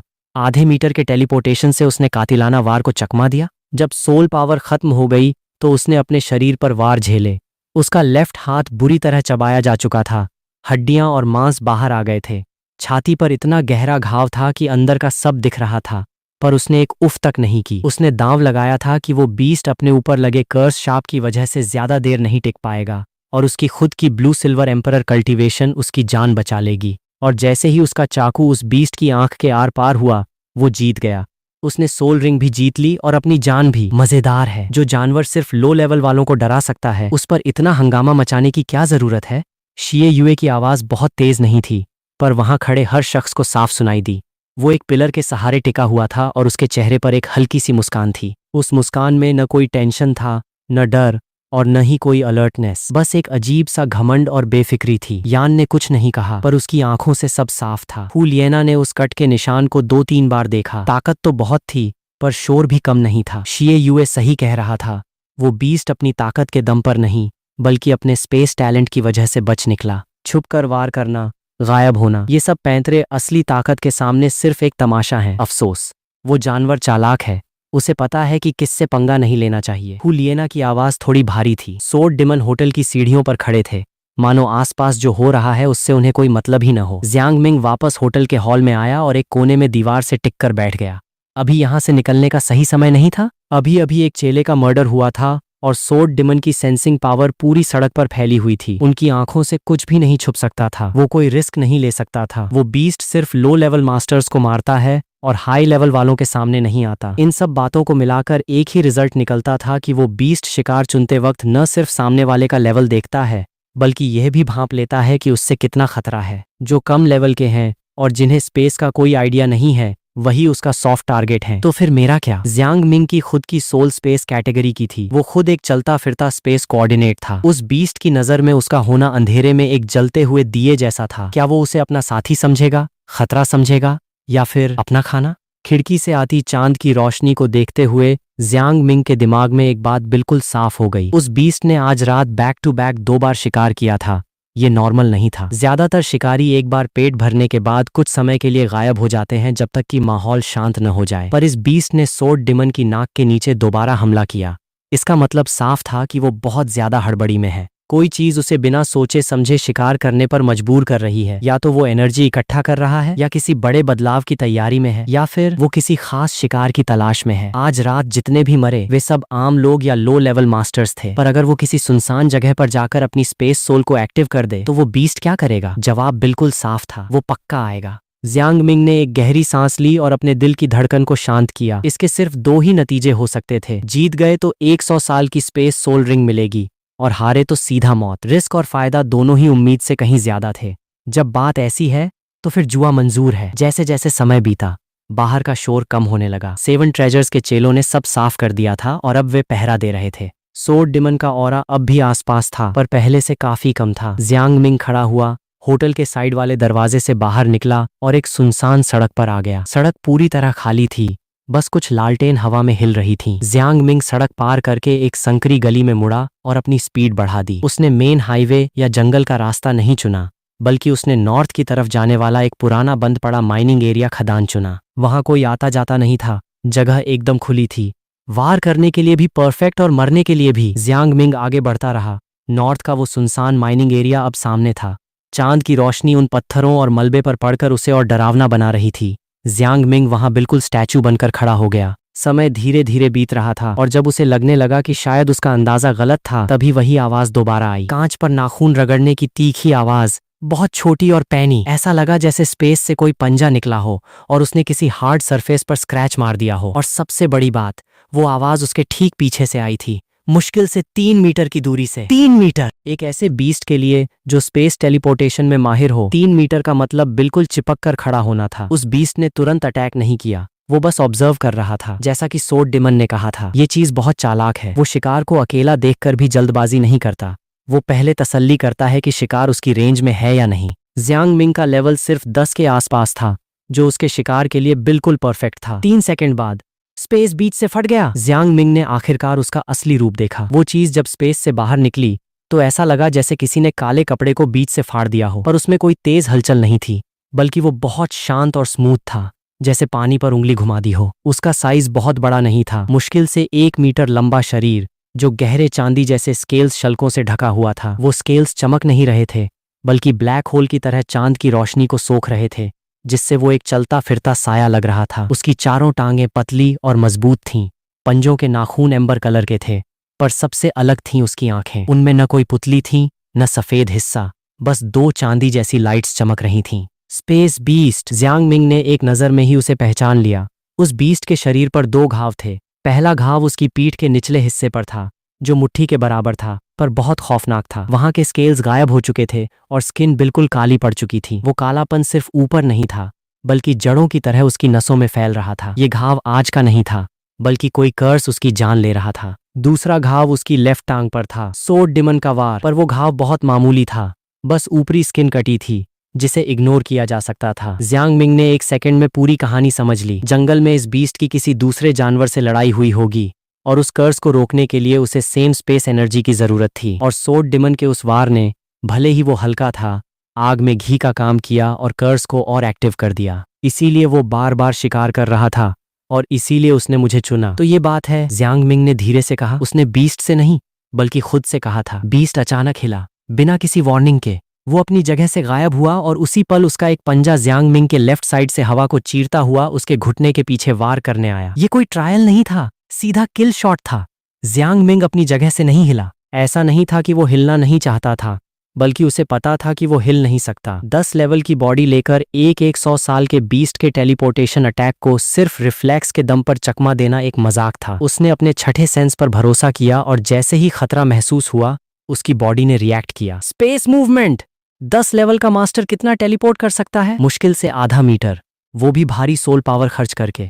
पर आधा मीटर ही काफी था। पंजे का साया उसकी पुरानी जगह को चीरता हुआ निकल गया, जहां बस उसका एक धुंधला अक्स रह गया था। जियांग मिंग आधा मीटर दूर जमीन पर गिरा। उसका चेहरा गंभीर था, नुकसान बहुत ज्यादा था। बस एक छोटे से स्पेस मूवमेंट ने उसकी 1/3 सोल पावर सोख ली थी। बीस्ट का वार खाली गया। वो 5 मीटर दूर जाकर दोबारा प्रकट हुआ। उसी वक्त उसकी पीठ का वो काला कर्स एक बार चमका। बीस्ट की टांगें बुरी तरह कांप उठीं, मानो वो किसी असहनीय दर्द से गुजर रहा हो। उसकी चांदी जैसी आंखों की रोशनी पहले से थोड़ी धुंधली हो गई। उसे देखकर जियांग मिंग ने फटाफट दिमाग दौड़ाया। उसके पास बस एक स्पेस मूवमेंट था और एक ऐसा अटैक जो बीस्ट की स्किन को खरोंच तक नहीं सकता था। स्पेस मूवमेंट की रेंज बस आधा मीटर थी और पावर बहुत ज्यादा लग रही थी। वो इसे बार बार यूज नहीं कर सकता था और उसका अटैक बीस्ट के लिए बस एक खुजली जैसा था। पर सामने वाले की हालत भी बहुत खराब थी। वो लंबी लड़ाई नहीं लड़ सकता था। वो कर्ज उसे धीरे धीरे मार रहा था और वो जितनी बार अपनी स्पेस पावर यूज करेगा, उसकी मौत उतनी ही जल्दी आएगी। दोनों के पास स्पेस पावर थी। बीस्ट का लेवल उससे कहीं ज्यादा था, पर जियांग मिंग का स्पेस मूवमेंट उसके वार से बचने के लिए काफी था। इस जंग का फैसला बस एक ही चीज से होना था, कौन पहले घुटने टेकता है। बीस्ट ने उसे ज्यादा सोचने का टाइम नहीं दिया। दूसरा टेलीपोर्ट। जियांग मिंग ने फिर स्पेस मूवमेंट यूज किया, इस बार लेफ्ट साइड। पर बीस्ट ने हवा में ही अपना पैंतरा बदल दिया। उसका पंजा किसी एक पॉइंट पर नहीं, बल्कि पूरे एरिया को साफ करता हुआ घूमा। जियांग मिंग आधे मीटर दूर तो पहुंच गया, पर बीस्ट का पंजा फिर भी उसकी कमर और पेट को चीरता हुआ निकल गया। 4 गहरे घाव बन गए और खून का फव्वारा छूट पड़ा। अगर उसने स्पेस मूवमेंट यूज न किया होता, तो उस पंजे ने उसे बीच से 2 टुकड़ों में काट दिया होता। कल्टीवेशन की लाइफ फोर्स उसके शरीर में तेजी से दौड़ने लगी, ताकि इस जानलेवा घाव को संभाला जा सके। बीस्ट 4 मीटर दूर दोबारा दिखा। उसकी चांदी जैसी आंखों में एक कश्मकश थी। वो हिचकिचा रहा था। 2 बार अपनी ताकत यूज करने के बाद भी वो इस 10 लेवल के मामूली इंसानी बच्चे को नहीं मार पाया। ये लड़का हर बार उसके जानलेवा वार को चकमा दे देता था और वो जितनी बार टेलीपोर्ट कर रहा था, कर्स उसके शरीर में उतना ही गहरा धंस रहा था। उसके पास टाइम कम था। अब आर पार की लड़ाई थी। वो काला साया चांद की रोशनी में धुंधला होने लगा। ये नॉर्मल टेलीपोर्ट नहीं था, बल्कि बहुत तेज, लगातार और पागलों की तरह छोटे छोटे स्पेस जंप थे। जियांग मिंग का सेंसिंग पावर पूरी तरह फेल हो गया। उसके आसपास हर तरफ बस स्पेस की हलचल महसूस हो रही थी। क्या सच था और क्या धोखा? कुछ समझ नहीं आ रहा था। वो ये अंदाजा ही नहीं लगा पा रहा था कि हमला कहां से होगा, क्योंकि हर तरफ से अटैक आ रहे थे। अब सब कुछ बस उसके सिक्स्थ सेंस पर था। स्पेस मूवमेंट, सीधे आगे। एक चांदी जैसा पंजा जियांग मिंग की पीठ को छूता हुआ निकल गया। वो बच गया, पर इतना काफी नहीं था। जियांग मिंग ने अपनी आखिरी बची हुई सोल पावर निचोड़ी और फिर से स्पेस मूवमेंट किया, इस बार लेफ्ट साइड। पर इस बार वो एक माइक्रोसेकंड लेट हो गया। चांदी के पंजे ने उसकी पीठ की स्किन को फाड़ दिया। एक गहरा और लंबा घाव बन गया। अगर वो आधा सेकंड और लेट होता तो खेल खत्म था। जियांग मिंग जमीन पर लौट गया और बड़ी मुश्किल से उठकर खड़ा हुआ। उसकी सोल पावर अब पूरी तरह 0 हो चुकी थी। बीस्ट का साया भी सामने आ गया। वो काला कर्स अब उसके पूरे शरीर पर फैल चुका था, जिससे उसकी टांगें कांप रही थीं। वो अब स्पेस पावर यूज नहीं कर सकता था, पर उसके पास अभी भी तेज नाखून और दांत थे। सामने खड़ा ये 10 लेवल का मास्टर अब बिल्कुल खाली हाथ था। इस जंग में आखिरकार जीत उसी की होने वाली थी। बीस्ट तेजी से जियांग मिंग की तरफ झपटा। उसके नाखूनों ने जियांग मिंग के भागने के सारे रास्ते बंद कर दिए। उसका मुंह खुला और उसके नुकीले दांत सीधे जियांग मिंग के गले की तरफ बढ़े। जियांग मिंग पीछे नहीं हटा। न तो उसके पास स्पेस मूवमेंट के लिए पावर बची थी और न ही पीछे हटने की जगह थी। वो सीधा आगे बढ़ा और उसने अपना लेफ्ट हाथ जानबूझकर बीस्ट के मुंह में डाल दिया। बीस्ट ने तुरंत अपने जबड़े बंद कर लिए। उसके तीखे दांत जियांग मिंग के हाथ की मांसपेशियों में गहरे धंस गए। वो सिर्फ एक दर्द नहीं था, बल्कि ऐसा लगा मानो पूरी बांह को किसी चक्की में पीस दिया गया हो। बीस्ट के दूसरे पंजे ने जियांग मिंग के कपड़े फाड़ दिए और उसकी छाती पर एक खौफनाक घाव बना दिया। लेफ्ट हाथ पूरी तरह चबाया जा चुका था। छाती फट चुकी थी। ऐसी हालत में कोई भी दम तोड़ देता। जियांग मिंग का चेहरा भी बिल्कुल सफेद पड़ गया, पर उसके मुंह से एक चीख तक नहीं निकली। उसने अपने राइट हाथ से कमर में खोसा हुआ वज्र चाकू निकाला और अपनी पूरी ताकत से बीस्ट की लेफ्ट आंख में घोंप दिया। एक चांदी जैसा लिक्विड आंख से बाहर निकला और जियांग मिंग के पूरे चेहरे पर फैल गया। बीस्ट के मुंह से एक रूह कांपा देने वाली चीख निकली। वो कोई नॉर्मल आवाज नहीं थी, बल्कि स्पेस फटने की वो तीखी आवाज थी जो सीधे आत्मा को हिला दे। जियांग मिंग के कान के पर्दे एक झटके में फट गए। उसकी नाक और आंखों से खून बहने लगा, पर उसका चाकू नहीं रुका। उसने उसे अंदर डालने के बाद पूरी ताकत से गोल गोल घुमाया। 1 बार, 2 बार, 3 बार। उसे महसूस हो रहा था कि चाकू की नोक अंदर किसी बेहद सॉफ्ट और लचीली चीज को कीमे में बदल रही थी। वो उसका दिमाग था। बीस्ट का शरीर बुरी तरह तड़पने लगा। जियांग मिंग के हाथ पर से उसकी पकड़ ढीली हो गई और वो नीचे गिर गया। उसकी टांगें हवा में पागलों की तरह चलने लगीं। उसके नाखूनों से स्पेस में काली दरारें बनने लगीं, पर वे दरारें तुरंत बंद भी हो रही थीं। वो चांदी जैसा लिक्विड उसकी आंख, घाव और मुंह से एक साथ बह रहा था। उसकी इकलौती बची हुई राइट आंख की रोशनी तेजी से गायब होने लगी, चमकदार से धुंधली और धुंधली से पूरी तरह बंद। बस 2 सेकंड लगे। बीस्ट का शरीर एक पल के लिए अकड़ा और फिर पूरी तरह शांत हो गया। वो मर चुका था। जियांग मिंग जमीन पर घुटनों के बल गिर पड़ा। ऐसा नहीं था कि वो बैठना चाहता था, बल्कि उसकी बॉडी जवाब दे चुकी थी। छाती का घाव इतना गहरा था कि अंदर की सफेद हड्डियां साफ दिख रही थीं। लेफ्ट हाथ का कबाड़ा हो चुका था। टूटी हुई हड्डियां मांस से बाहर झांक रही थीं। कमर, पीठ, हर जगह बस घाव ही घाव थे। वो इस वक्त मांस के एक चीथड़े जैसा लग रहा था। खून की हर एक बूंद बहकर जमीन पर एक छोटा सा तालाब बना चुकी थी। कोई और होता तो इस हालत में वहीं दम तोड़ देता, पर जियांग मिंग जिंदा था। तभी उसके शरीर के अंदर से एक बेहद शांत, सुनहरी एनर्जी बाहर निकलने लगी। वो एनर्जी जहां जहां से गुजरी, फटी हुई नसें जुड़ने लगीं, टूटा हुआ मांस सिलने लगा और बिखरी हुई हड्डियां उस सुनहरी रोशनी में धीरे धीरे अपनी जगह पर सेट होने लगीं। ब्लू सिल्वर एम्परर की लाइफ फोर्स इस बिल्कुल खत्म हो चुकी बॉडी के अंदर। ब्लू सिल्वर एम्परर की हीलिंग पावर पागलों की तरह काम कर रही थी। ये कोई नॉर्मल इलाज नहीं था, बल्कि वो जियांग मिंग की बॉडी को जिंदगी और मौत की पतली लाइन पर मजबूती से थामे हुए थी। उसे मरने नहीं दे रही थी। यही वो इकलौती पावर थी जिसके दम पर जियांग मिंग ने ये दांव खेला था। अगर उसके पास ये लाइफलाइन न होती तो वो यहाँ खड़ा होने का सपना भी नहीं देखता। वो इस माइनिंग एरिया के आसपास भी नहीं भटकता। एक 10 लेवल का मास्टर सिर्फ एक चाकू लेकर 100 साल के स्पेस बीस्ट से भिड़ जाए, ये सीधा सुसाइड है। पर ब्लू सिल्वर एम्परर के साथ ये सुसाइड नहीं, बल्कि मौत के मुंह से जिंदगी छीन लाना था, बशर्ते तुम्हें सच में मौत से डर न लगता हो। 10वें लेवल पर 600 साल पुराने स्पेस सोल रिंग का तगड़ा काउंटर अटैक। पूरी नसें फट चुकी थीं, पर ब्लू सिल्वर एम्परर की लाइफ फोर्स ने बार बार बॉडी को रीमेक कर दिया। बस एक रात में ये बॉडी सीधे सोल एल्डर जैसी सॉलिड हो गई। मौत के मुंह से वापस लौटकर जब वो नोटिंग सिटी आया तो सामने ही यू शियाओगांग बीच सड़क पर चौड़ में ज्ञान पेल रहा था। मुंह खोलते ही बोला कि तुम्हारा टैलेंट खराब है, आवारा घूमते रहते हो। जब तांग सैन ने अपनी पर्पल डिमन आई से देखा तो उसकी आंखें फटी की फटी रह गईं कि ये तो कब का 12वां लेवल पार कर चुका है। वो सो कॉल्ड मास्टर अभी भी अपनी थ्योरी के ईगो में डूबा हुआ था। जियांग मिंग ने बस एक लाइन बोली और यू शियाओगांग को ऑन द स्पॉट ऐसी मिर्ची लगी कि वो गुस्से में कांपने लगा। एक नंबर के ढीठ से सिर्फ कचरा ही बाहर आता है। जियांग मिंग ने सिर झुकाया और उस स्पेस बीस्ट की डेड बॉडी को देखा। एक पीली रोशनी धीरे धीरे ऊपर उठी और लाश के ठीक ऊपर हवा में शांत होकर तैरने लगी। वो एक सोल रिंग थी, 100 साल पुरानी स्पेस कैटेगरी की सोल रिंग। जियांग मिंग ने एक गहरी सांस ली और उस सोल रिंग को अपनी बॉडी में खींचना शुरू किया।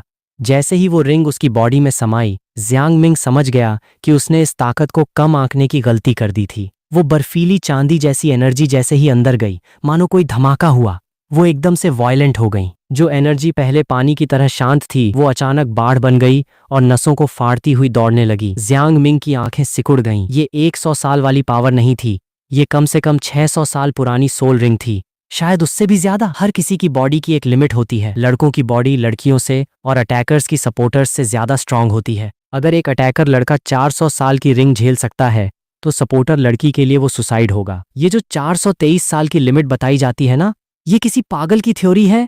जियांग मिंग अभी सिर्फ 10वें लेवल पर था, उसकी लिमिट ज्यादा से ज्यादा 350 से 400 साल थी। ऊपर से वो अभी एक जानलेवा जंग लड़कर हटा था जहां ब्लू सिल्वर एम्परर उसकी जान बचाने में लगा हुआ था। ऐसे टाइम पर 600 साल से ऊपर की सोल रिंग को छूना मतलब बारूद के ढेर में माचिस मारना था। चांदी जैसी वो एनर्जी जहां से भी गुजरी, नसें फूलकर फटने लगीं। जियांग मिंग को अपनी नसों के टूटने की आवाज साफ सुनाई दे रही थी। ये दर्द किसी एक घाव का नहीं था, बल्कि अंदर की हर एक नस का था। काउंटर अटैक की वजह से उसके मुंह, नाक, कान और आंखों से खून बहने लगा और चेहरे पर लाल रंग के खौफनाक निशान बन गए। जो बैलेंस बड़ी मुश्किल से बना था वो 1 सेकंड में बिगड़ गया। उसकी बॉडी कांपने लगी, मसल्स में ऐंठन होने लगी, हड्डियां चटकने लगीं और स्किन पर चांदी जैसी लाइनें चमकने लगीं। सांसें उखड़ने लगीं और दिल की हर धड़कन के साथ वो एनर्जी नसों को और ज्यादा चीरने लगी। ब्लू सिल्वर एम्परर की लाइफ फोर्स पागलों की तरह हीलिंग में लगी थी, पर तबाही की स्पीड बहुत ज्यादा थी। एक नस टूटी, दूसरी टूटी, तीसरी टूटी। जियांग मिंग का दिमाग सुन्न होने लगा। वो जानता था कि इसका अंजाम क्या होता है। इतिहास में न जाने कितने सोल मास्टर रिंग एब्जॉर्ब करते हुए मरे हैं। तरीका भले अलग हो, पर लॉजिक एक ही है। जब बॉडी उस एनर्जी को झेल नहीं पाती तो नसें टूट जाती हैं, अंदरूनी अंग कीमा बन जाते हैं और इंसान तड़प तड़प कर दम तोड़ देता है। अगर ब्लू सिल्वर एम्परर का सपोर्ट न होता तो वो पहली ही लहर में साफ हो जाता। अब वो सुनहरी एनर्जी किसी बारिश की तरह उसके शरीर के सबसे गहरे कोने से निकली और टूटी नसों, हड्डियों और मसल्स को दोबारा जोड़ने लगी। पर जैसे ही वो जुड़ती, सोल रिंग की एनर्जी उन्हें फिर से फाड़ देती। ये लूप चालू हो गया। हर लूप के साथ जियांग मिंग वो दर्द झेल रहा था जिसकी कोई कल्पना भी नहीं कर सकता। पर हर बार उसकी नसें पहले से ज्यादा मजबूत, हड्डियां ज्यादा सॉलिड और मसल्स ज्यादा स्ट्रांग हो रही थीं। उसका दिमाग बेहोशी और होश के बीच झूल रहा था और जब भी वो हार मानने लगता, ब्लू सिल्वर एम्परर उसे वापस खींच लेता, मानो कह रहा हो तुम अभी नहीं मर सकते। इस हीलिंग और तबाही के खेल में उसकी बॉडी का लेवल अप हो रहा था। यही ब्लू सिल्वर एम्परर का असली गिफ्ट था, सिर्फ इलाज नहीं बल्कि मौत के हर एक लिमिट को एक नए इवोल्यूशन में बदल देना। अब रिंग तेजी से अंदर जाने लगी क्योंकि जियांग मिंग की बॉडी स्ट्रांग हो चुकी थी। जो एनर्जी पहले नसों को फाड़ रही थी वो अब नए चौड़े रास्तों से आराम से बहने लगी। आखिरी राउंड पूरा हुआ और सब कुछ एकदम शांत हो गया। सारा दर्द, सारा प्रेशर एक पल में गायब। एक dark yellow soul ring Jiang Ming की बॉडी से बाहर निकली और उसके चारों तरफ धीरे धीरे घूमने लगी। 600 साल की स्पेस सोल रिंग का एब्जॉर्प्शन सक्सेसफुल रहा। जियांग मिंग जमीन पर घुटनों के बल बैठकर हाँफने लगा। वो पूरा खून से लथपथ था, खुद के खून से, बीस्ट के खून से और उस काउंटर अटैक के गंदे खून से। कपड़े चीथड़े होकर लटक रहे थे पर उसकी आंखों में एक गजब की चमक थी। ये बचने की खुशी नहीं थी बल्कि एक खूंखार एटीट्यूड था। उसने अपने लेफ्ट हाथ को देखा जो चबाया जा चुका था, वो अब पूरी तरह ठीक था। छाती का वो गहरा घाव अब एक गहरे लाल निशान में बदल चुका था। ब्लू सिल्वर एम्परर की रोशनी अब शांत होकर दोबारा उसके अंदर सो गई। जियांग मिंग की बॉडी ने बस एक रात में वो जंप मारी थी कि अब उसकी स्ट्रेंथ ऑलमोस्ट एक सोल एल्डर के बराबर थी। इसे कहते हैं टूट कर दोबारा खड़े होना। एक बेहतरीन शुरुआत का मतलब है कि अगला सोल रिंग सीधा 1000 साल का होगा। जियांग मिंग धीरे से खड़ा हुआ और हवा में हाथ बढ़ाया। उंगलियों पर चांदी जैसी रोशनी घूमने लगी जो पहले से कई गुना ज्यादा पावरफुल फील हो रही थी। स्पेस मार्शल सोल की दो खूबियां, फाड़ना टीयर और मूवमेंट टेलीपोर्ट, अब काफी बढ़ चुकी थी। पहले का स्पेस टीयर सिर्फ फूल तोड़ने के काम आता था, अब वो सीधे गला काट सकता था। पहले जो मूवमेंट सिर्फ आधा मीटर का था, अब वो 10 गुना बढ़ चुका था। उसने आसमान में चांद को देखा। 600 साल की रिंग लेना एक सुसाइड था, पर वो ये जुआ जीत गया। ये सिर्फ किस्मत नहीं थी, ये ब्लू सिल्वर एम्परर का दिया हुआ कॉन्फिडेंस था। तांग सैन, तेरी माँ सच में कमाल है। जियांग मिंग ने एक लंबी सांस ली और वापस नोटिंग सिटी की तरफ चल दिया। अगर उसे ठीक से याद था तो कुछ दिनों में उनके माता पिता की बरसी थी। सुबह की पहली धूप जब नोटिंग सिटी की दीवारों पर पड़ी तो सड़कों पर थोड़ी चहल पहल शुरू हो चुकी थी। जियांग मिंग काले कपड़ों में पहाड़ से नीचे उतर आया। वो पूरी रात अपने माता पिता की कब्र के पास बैठा रहा, बिना कुछ बोले, बिना एक भी आंसू बहाए। जब सुबह होने को आई तो उसने कब्र के आगे सिर झुकाया और चुपचाप निकल गया। जो कहना था वो तो काम से साबित करना था। जब वो शहर में घुसा तो बाजार सज चुका था। गर्मा गर्म बन रहे थे और लोहार की दुकान से डिंग डांग की आवाजें आ रही थीं। भीड़ में चलते हुए किसी ने उसे नोटिस नहीं किया, एक आम बच्चा काले कपड़ों में, बाकी बच्चों जैसा। पर अगर कोई उसकी आंखों में देखता तो उसे समझ आता कि वहां इस उम्र का बचपना नहीं बल्कि एक तपी हुई तलवार जैसी धार और भारीपन था। वो नोटिंग सिटी में रुकने नहीं आया था, उसका अगला स्टॉप सोटो सिटी था। पैसा भले ही सब कुछ न हो, पर उसके बिना काम नहीं चलते। और पैसा कमाने का और फाइटिंग एक्सपीरियंस लेने का सबसे शॉर्टकट रास्ता था डू हुआन सोल एरिना के मैच। सोटो सिटी एक डेवलप्ड जगह थी और वहां बड़े सेक्ट्स का ज्यादा लफड़ा नहीं था, जबकि हेवन डू सिटी काफी डेंजरस थी। Clear Sky Sect, Seven Treasures Glade Sect, Blue Lightning Tyrant Dragon Sect. वहां किस्मत खराब हो तो एक पत्थर फेंकने पर भी कोई ऐसा बंदा मिल जाता जिससे पंगा भारी पड़ जाए। जियांग मिंग जैसे ही सिटी सेंटर पहुंचा, पीछे से एक जानी पहचानी आवाज आई, रुको। आवाज तेज नहीं थी, पर उसमें एक अजीब सा ईगो था, जैसे कोई टीचर किसी मुजरिम स्टूडेंट को डांट रहा हो। जियांग मिंग के कदम रुके, उसने साइड में देखा। सड़क किनारे एक चाय की दुकान पर दो जाने पहचाने चेहरे बैठे थे, यू शियाओगांग और तांग सैन। जियांग मिंग ने उन्हें एक न्यूट्रल लुक दिया और आगे बढ़ने लगा। मैंने कहा रुको। यू शियाओगांग की आवाज इस बार थोड़ी तेज थी। जियांग मिंग उसकी तरफ मुड़ा, कुछ बोला नहीं, बस देखता रहा। यू शियाओगांग ने उसे ऊपर से नीचे तक देखा और फिर वही पुराना थ्योरी मास्टर वाला चेहरा बना लिया, मानो जियांग मिंग कोई इंसान नहीं बल्कि एक फेल रिपोर्ट कार्ड हो। लगता है 6 महीने से दिखे नहीं। एकेडमी छोड़ने के बाद दिन अच्छे नहीं कट रहे क्या? तुम्हारी सोल पावर देखकर लग रहा है कि अभी भी वहीं अटके हो। वो एक अजीब से सुपीरियरिटी कॉम्प्लेक्स में बोल रहा था। जियांग मिंग के कुछ बोलने से पहले ही उसने एक झूठी ठंडी सांस ली। प्राणायाम ट्रेनिंग में कंसिस्टेंसी होनी चाहिए। 2 दिन किया, 4 दिन छोड़ दिया तो लाइफ में क्या उखाड़ोगे? जियांग मिंग बिना किसी एक्सप्रेशन के उसे ऐसे देख रहा था जैसे सर्कस का कोई जोकर देख रहा हो। यू शियाओगांग को लगा कि लड़का शर्म के मारे चुप है, तो उसकी टोन और ज्यादा चुभने वाली हो गई, जैसे कोई बड़ा किसी नाकामयाब बच्चे पर तरस खा रहा हो। कुछ बातें कड़वी होती हैं पर बोलनी पड़ती हैं। तुम जैसे लोग जिंदगी भर कीचड़ में ही पड़े रहते हैं। उसे अपनी थ्योरी पर पूरा भरोसा था। दुकान पर बैठे कुछ लोग मजे ले रहे थे, कुछ हैरान थे, पर कोई बीच में नहीं आया। तांग सैन चुपचाप खड़ा था। उसने जियांग मिंग को ध्यान से देखा और उसकी आंखें अचानक सिकुड़ गईं। टीचर, मुझे इसकी सोल पावर फील हो रही है। ये अब उस लेवल पर नहीं है। तांग सैन की आवाज धीमी थी पर साफ थी। यू शियाओगांग का चेहरा एकदम से फ्रीज हो गया। दुकान पर एक सन्नाटा छा गया। सबने देखा कि 1 सेकंड के अंदर उस मास्टर का चेहरा कैसे उड़ा। क्या? उसकी आवाज का टोन बदल गया, जैसे किसी ने खींचकर तमाचा मारा हो। इसकी सोल पावर ऑलमोस्ट 12वें लेवल पर है। ये नोटिंग एकेडमी से पास आउट होने के लायक है। तांग सैन ने अपनी पर्पल डिमन आई से देखते हुए कहा। यू शियाओगांग ने मुंह खोला, अपनी इज्जत बचाने के लिए कुछ बोलना चाहा, पर शब्द नहीं निकले। 1 नंबर के ढीठ से सिर्फ कचरा ही बाहर आता है। जियांग मिंग ने आखिरकार मुंह खोला। तुमने क्या कहा? यू शियाओगांग की आंखें गुस्से से लाल हो गईं और उसकी बॉडी कांपने लगी। तांग सैन का चेहरा भी बदल गया। भले ही नाम यू शियाओगांग का लिया गया हो, पर उसका स्टूडेंट तो तांग सैन था। क्या वो कचरा था? बिल्कुल नहीं। कान खराब हैं क्या? मैंने कहा तुम खुद एक कचरा हो और तुम्हारा स्टूडेंट भी कचरा है। क्या फिर से रिपीट करूं? जियांग मिंग ने उसे एक ऐसा लुक दिया जिसमें सिर्फ और सिर्फ प्योर हेट और नीचा दिखाने का भाव था। मैंने आज तक तुम्हारे जैसा बदतमीज इंसान नहीं देखा। तांग सैन का राइट हाथ साइड में खुला, उंगलियां थोड़ी मुड़ी और उसके अंदर से एक हल्की सोल पावर बाहर निकलने लगी। यू शियाओगांग का सीना गुस्से से ऊपर नीचे हो रहा था। उसकी टूटी हुई सेल्फ रिस्पेक्ट और इज्जत का कचरा हो चुका था। उसे डर लग रहा था, इस बात का डर कि कहीं जियांग मिंग सच तो नहीं कह रहा। तांग सैन, पीछे हटो। ये लड़का तुम्हारी टक्कर का नहीं है। आज इसे मैं सिखाऊंगा कि तमीज क्या होती है। यू शियाओगांग की सोल पावर अचानक ब्लास्ट हुई। उसने अपना मार्शल सोल रिलीज किया। एक ग्रे व्हाइट रोशनी निकली और एक मोटा सा जानवर बाहर आया जो देखने में बिल्कुल भी कूल नहीं था। सीधे शब्दों में कहें तो 150 किलो की एक सुअर जैसी बॉडी, 2 पीले सोल रिंग उसके पैरों से ऊपर उठे। फाफीरू दाले होन्थेन ले चिलो सांप हो, पाद मारो जैसे कड़कती बिजली आसमान जमीन हिला दो रो सान पाओ। यू शियाओगांग ने एक पोज मारा, उसकी रिंग चमकी और वो सुअर हवा में कूदा और अपना पिछवाड़ा जियांग मिंग की तरफ कर दिया। एक भयानक और जानबूझकर की गई आवाज के साथ एक पीली जहरीली गैस जियांग मिंग की तरफ आई। यू शियाओगांग चला था उसे सबक सिखाने, पर वो जियांग मिंग की एक लात की दूरी भी नहीं छू पाया। जियांग मिंग ने 5 मीटर का स्पेस जंप मारा और आराम से उस गंदे अटैक को चकमा दे दिया। हाथ घुमाते ही उसने तांग सैन के ब्लू सिल्वर ग्रास को तिनके की तरह काट दिया। एक स्पेस टीयर हवा को चीरता हुआ गया और पीछे खड़ा एक मोटा पेड़ 2 टुकड़ों में कट गया। इससे पहले कि तांग सैन अपनी बेल्ट से कोई वेपन निकाल पाता, जियांग मिंग यू शियाओगांग के ठीक पीछे आ चुका था और एक लात उसकी टांग पर मारी। वो सो कॉल्ड थ्योरी मास्टर सीधे मुंह के बल जमीन पर जा गिरा। जमीन पर पड़े हुए कचरे को दूसरों को कीचड़ बोलने का कोई हक नहीं है। 3 साल बाद सोटो सिटी के सोल एरिना में वूजी बाउंडलेस कोडनेम वाले 19वें लेवल के सोल मास्टर ने फिर से रिंग में एंट्री ली। एविल फ्लेम फीनिक्स मां होंगझुन की आग की लाइन उसके कान के पास से गुजरी, पर जियांग मिंग ने कोई सोल स्किल तक यूज नहीं की। जैसे ही मां होंगझुन क्लोज कॉम्बैट में चूका, जियांग मिंग की उंगली ने उसकी पीठ को हल्का सा छुआ। स्पेस कैटेगरी के किलर मूव्स कभी दिखाई नहीं देते। अगला सीन था यू शियाओगांग के दूसरे फनी मूव का,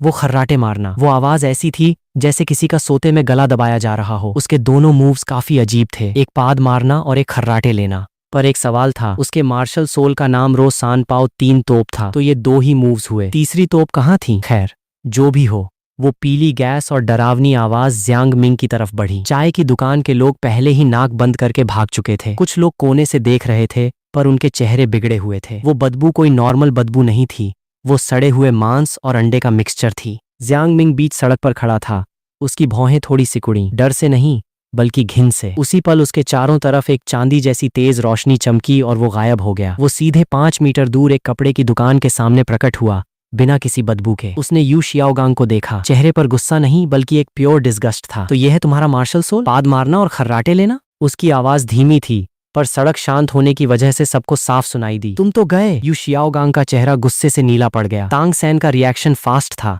जैसे ही जियांग मिंग वहां दिखा, तांग सैन ने हाथ आगे बढ़ाया और जमीन से दर्जनों ब्लू सिल्वर ग्रास निकलकर एक जाल की तरह जियांग मिंग पर झपटी।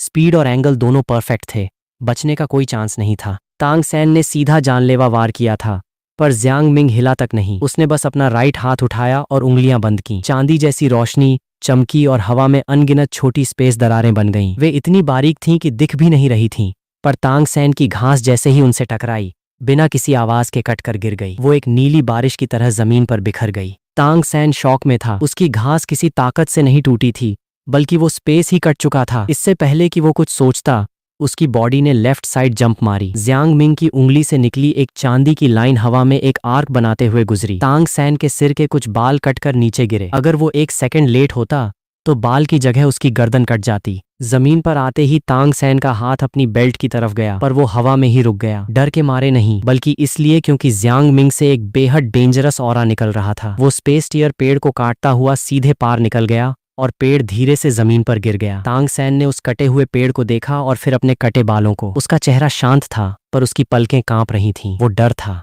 यू शियाओगांग के पास अब एनर्जी नहीं बची थी। बदबू धीरे धीरे हवा में साफ हो रही थी। वो पसीने पसीने होकर खड़ा था। तभी जियांग मिंग फिर गायब हुआ और सीधे उसके पीछे आ गया। बिना किसी किलर मूव के उसने बस एक लात यू शियाओगांग के घुटने के पीछे मारी। मास्टर सीधे मुंह के बल पत्थर की सड़क पर जा गिरा, एकदम बदतर हालत में। जियांग मिंग ने उसे दोबारा छुआ तक नहीं, बस एक कदम पीछे खड़े होकर उसे देखने लगा। उसके चेहरे पर एक हल्की सी मुस्कान थी। ये कोई ताना नहीं था, ये एक जोकर का तमाशा देखने के बाद की अंदरूनी खुशी थी। देखो अपनी हालत, जमीन पर पड़े हुए कचरे को दूसरों को कीचड़ बोलने का कोई हक नहीं है। जियांग मिंग, तांग सैन की आवाज में प्योर गुस्सा था। जियांग मिंग ने उसे एक शांत लुक दिया। कोई दुश्मनी नहीं, कोई चैलेंज नहीं, बस एक क्लियर मैसेज था। तांग सैन के कदम रुक गए। उसे समझ आ गया था कि जियांग मिंग की आंखें क्या कह रही हैं। अभी सिर्फ बाल कटे हैं, एक कदम और आगे बढ़ाया तो जान से जाओगे। जियांग मिंग मुड़ा और नॉर्थ गेट की तरफ उसी नॉर्मल स्पीड से चल दिया, जैसे कुछ हुआ ही ना हो। रुको, तुम मुझे जानते नहीं हो, मैं मार्शल सोल पैलेस का एल्डर यू शियाओगांग हूँ। पीछे से उसकी चीखने की आवाज आ रही थी, जो धीरे धीरे धुंधली हो गई। वो पीछे एक दुम दबाए कुत्ते की तरह भौंक रहा था। तांग सैन वहीं खड़ा उस कटे हुए पेड़ को देख रहा था, जिसका कट एकदम शीशे की तरह स्मूथ था। टीचर, चलिए वापस चलते हैं, मैं इससे इसका बदला जरूर लूंगा। उसने यू शियाओगांग को सहारा दिया, जिसका घुटना छिल चुका था और माथे पर धूल लगी थी। 3 साल पहले जब वो सोटो सिटी आया था, तो जेब में सिर्फ कुछ सिक्के थे। आज उसके पास ऑलमोस्ट 30,000 गोल्ड कॉइन्स थे, जो उसने इसी सोल एरिना में जीते थे। वूजी, तुम्हारी फाइट है, स्टेज पर चलो, एक स्टाफ ने दरवाजा खोलकर कहा। आया। जियांग मिंग खड़ा हुआ। उसकी सोल पावर अब 19वें लेवल पर थी। 3 साल में सिर्फ 6 लेवल बढ़ना काफी स्लो था, वो भी तब जब ब्लू सिल्वर एम्परर का सपोर्ट था। पर वो जानता था कि इस बेसिक एकेडमी के प्राणायाम मेडिटेशन की यही लिमिट थी। उसे अब एक हाई लेवल मेडिटेशन टेक्निक की जरूरत थी। वो तांग सैन नहीं था जिसे यू शियाओगांग से सब कुछ प्लेट में सजा हुआ मिल जाए। ब्लू लाइटनिंग सेक्ट की टेक्निक डेफिनेटली इस कचरा एकेडमी से लाख गुना बेहतर होगी। इन 3 सालों में उसने अपने स्पेस मार्शल सोल को इतना शार्प कर लिया था कि वो 3 मीटर दूर से एक पत्ते की नस को बिना पत्ते को नुकसान पहुंचाए काट सकता था। यह बात कोई मानेगा नहीं, पर उसे किसी के सर्टिफिकेट की जरूरत भी नहीं थी। मेन एरिना खचाखच भरा था। जियांग मिंग ईस्ट साइड में अपने उसी काले शॉर्ट शर्ट में खड़ा था। अगला मैच सिंगल कॉम्बैट, अनाउंसर की आवाज गूंजी। वेस्ट साइड से आ रहे हैं 19वें लेवल के power attack soul master Evil Flame Phoenix Ma Hongjun. एक 140 किलो का मोटा लड़का रेड कॉस्ट्यूम में स्टेज पर आया। दर्शकों ने हूटिंग शुरू कर दी। फीनिक्स, जला डालो इसे। मा होंगझुन ने हाथ हिलाया और एक कॉन्फिडेंट स्माइल दी। और ब्लू साइड से 19वें लेवल के agility attack soul master Wuji. जैसे ही नाम लिया गया, ऑडियंस का मूड बदल गया। अरे यार, ये मनहूस फिर आ गया। ये तो पिछला मैच हार गया था ना, आज तो जीतेगा ना। अरे भाई, तूने रेट देखा है? वो पिछला मैच जानबूझकर हारा था ताकि सट्टा सेट हो सके। वो 14वें लेवल के डिफेंडर से कैसे हार सकता है भला? कोने में बैठे कुछ पुराने सटोरिये आपस में बहस कर रहे थे। आज का रेट क्या है? फीनिक्स का 1.3 और वूजी का 1.2। धत्त तेरे की, वूजी इतना स्ट्रांग है फिर भी रेट इतना कम है। क्या खाक कमाएंगे? उसने ऑलमोस्ट 200 मैच खेले थे और 60% का विनिंग रेट था। पर वो जब भी हारता था तो बहुत ही वियर्ड तरीके से। या तो बोल देता था कि सोल पावर खत्म हो गई, या चुपचाप खड़ा रहकर अटैक खा लेता था। ये फिक्सिंग साफ थी। मैच शुरू हुआ। मा होंगझुन ने तुरंत अपना मार्शल सोल एक्टिव किया। पहला मूव फीनिक्स फायर लाइन। एक पतली और तेज आग की लाइन जियांग मिंग की तरफ बढ़ी। वो आग बहुत गर्म नहीं थी पर चिपचिपी थी। एक बार लग जाए तो छूटती नहीं थी। जियांग मिंग अपनी जगह से नहीं हिला। जब आग चेहरे के पास आई तो उसने बस अपना सिर थोड़ा सा साइड किया। आग उसके कान के पास से निकल गई और कुछ बाल हल्के से कर्ल हो गए। उसने स्पेस जंप तक यूज नहीं किया। मा होंगझुन शॉक में था। सोटो सिटी में ऐसा करने वाला ये पहला बंदा था। वो रुका नहीं, वो एक रॉकेट की तरह जियांग मिंग की तरफ लपका। 10 कदम, 5 कदम, 3 कदम, दूरी बिल्कुल खत्म। मा होंगझुन ने अपना पूरा पंच आग से भरकर जियांग मिंग की छाती की तरफ मारा। पर जैसे ही मुक्का टच होने वाला था, एक चांदी की रोशनी चमकी और जियांग मिंग गायब हो गया। मा होंगझुन का बैलेंस बिगड़ा और उसी माइक्रो सेकेंड में उसे अपनी पीठ पर एक हल्का सा टच फील हुआ, जैसे किसी ने उंगली से छुआ हो। कोई तगड़ा वार नहीं, बस एक टच। मा होंगझुन की बॉडी वहीं फ्रीज हो गई। उसने नीचे देखा। उसकी छाती पर एक बहुत ही छोटा सा चमकता हुआ पॉइंट था, जो कपड़ों और स्किन को पार करता हुआ अंदर चमका और फिर गायब हो गया। अगर वीडियो अच्छी लगी है तो एक लाइक करना मत भूलना। डोलवो महाद्वीप में प्रवेश करते ही सबसे पहले मैंने हु को श्रेक आकलन से पहले रोक दिया। शियाओ वू ने न केवल छाया सम्मोहन तक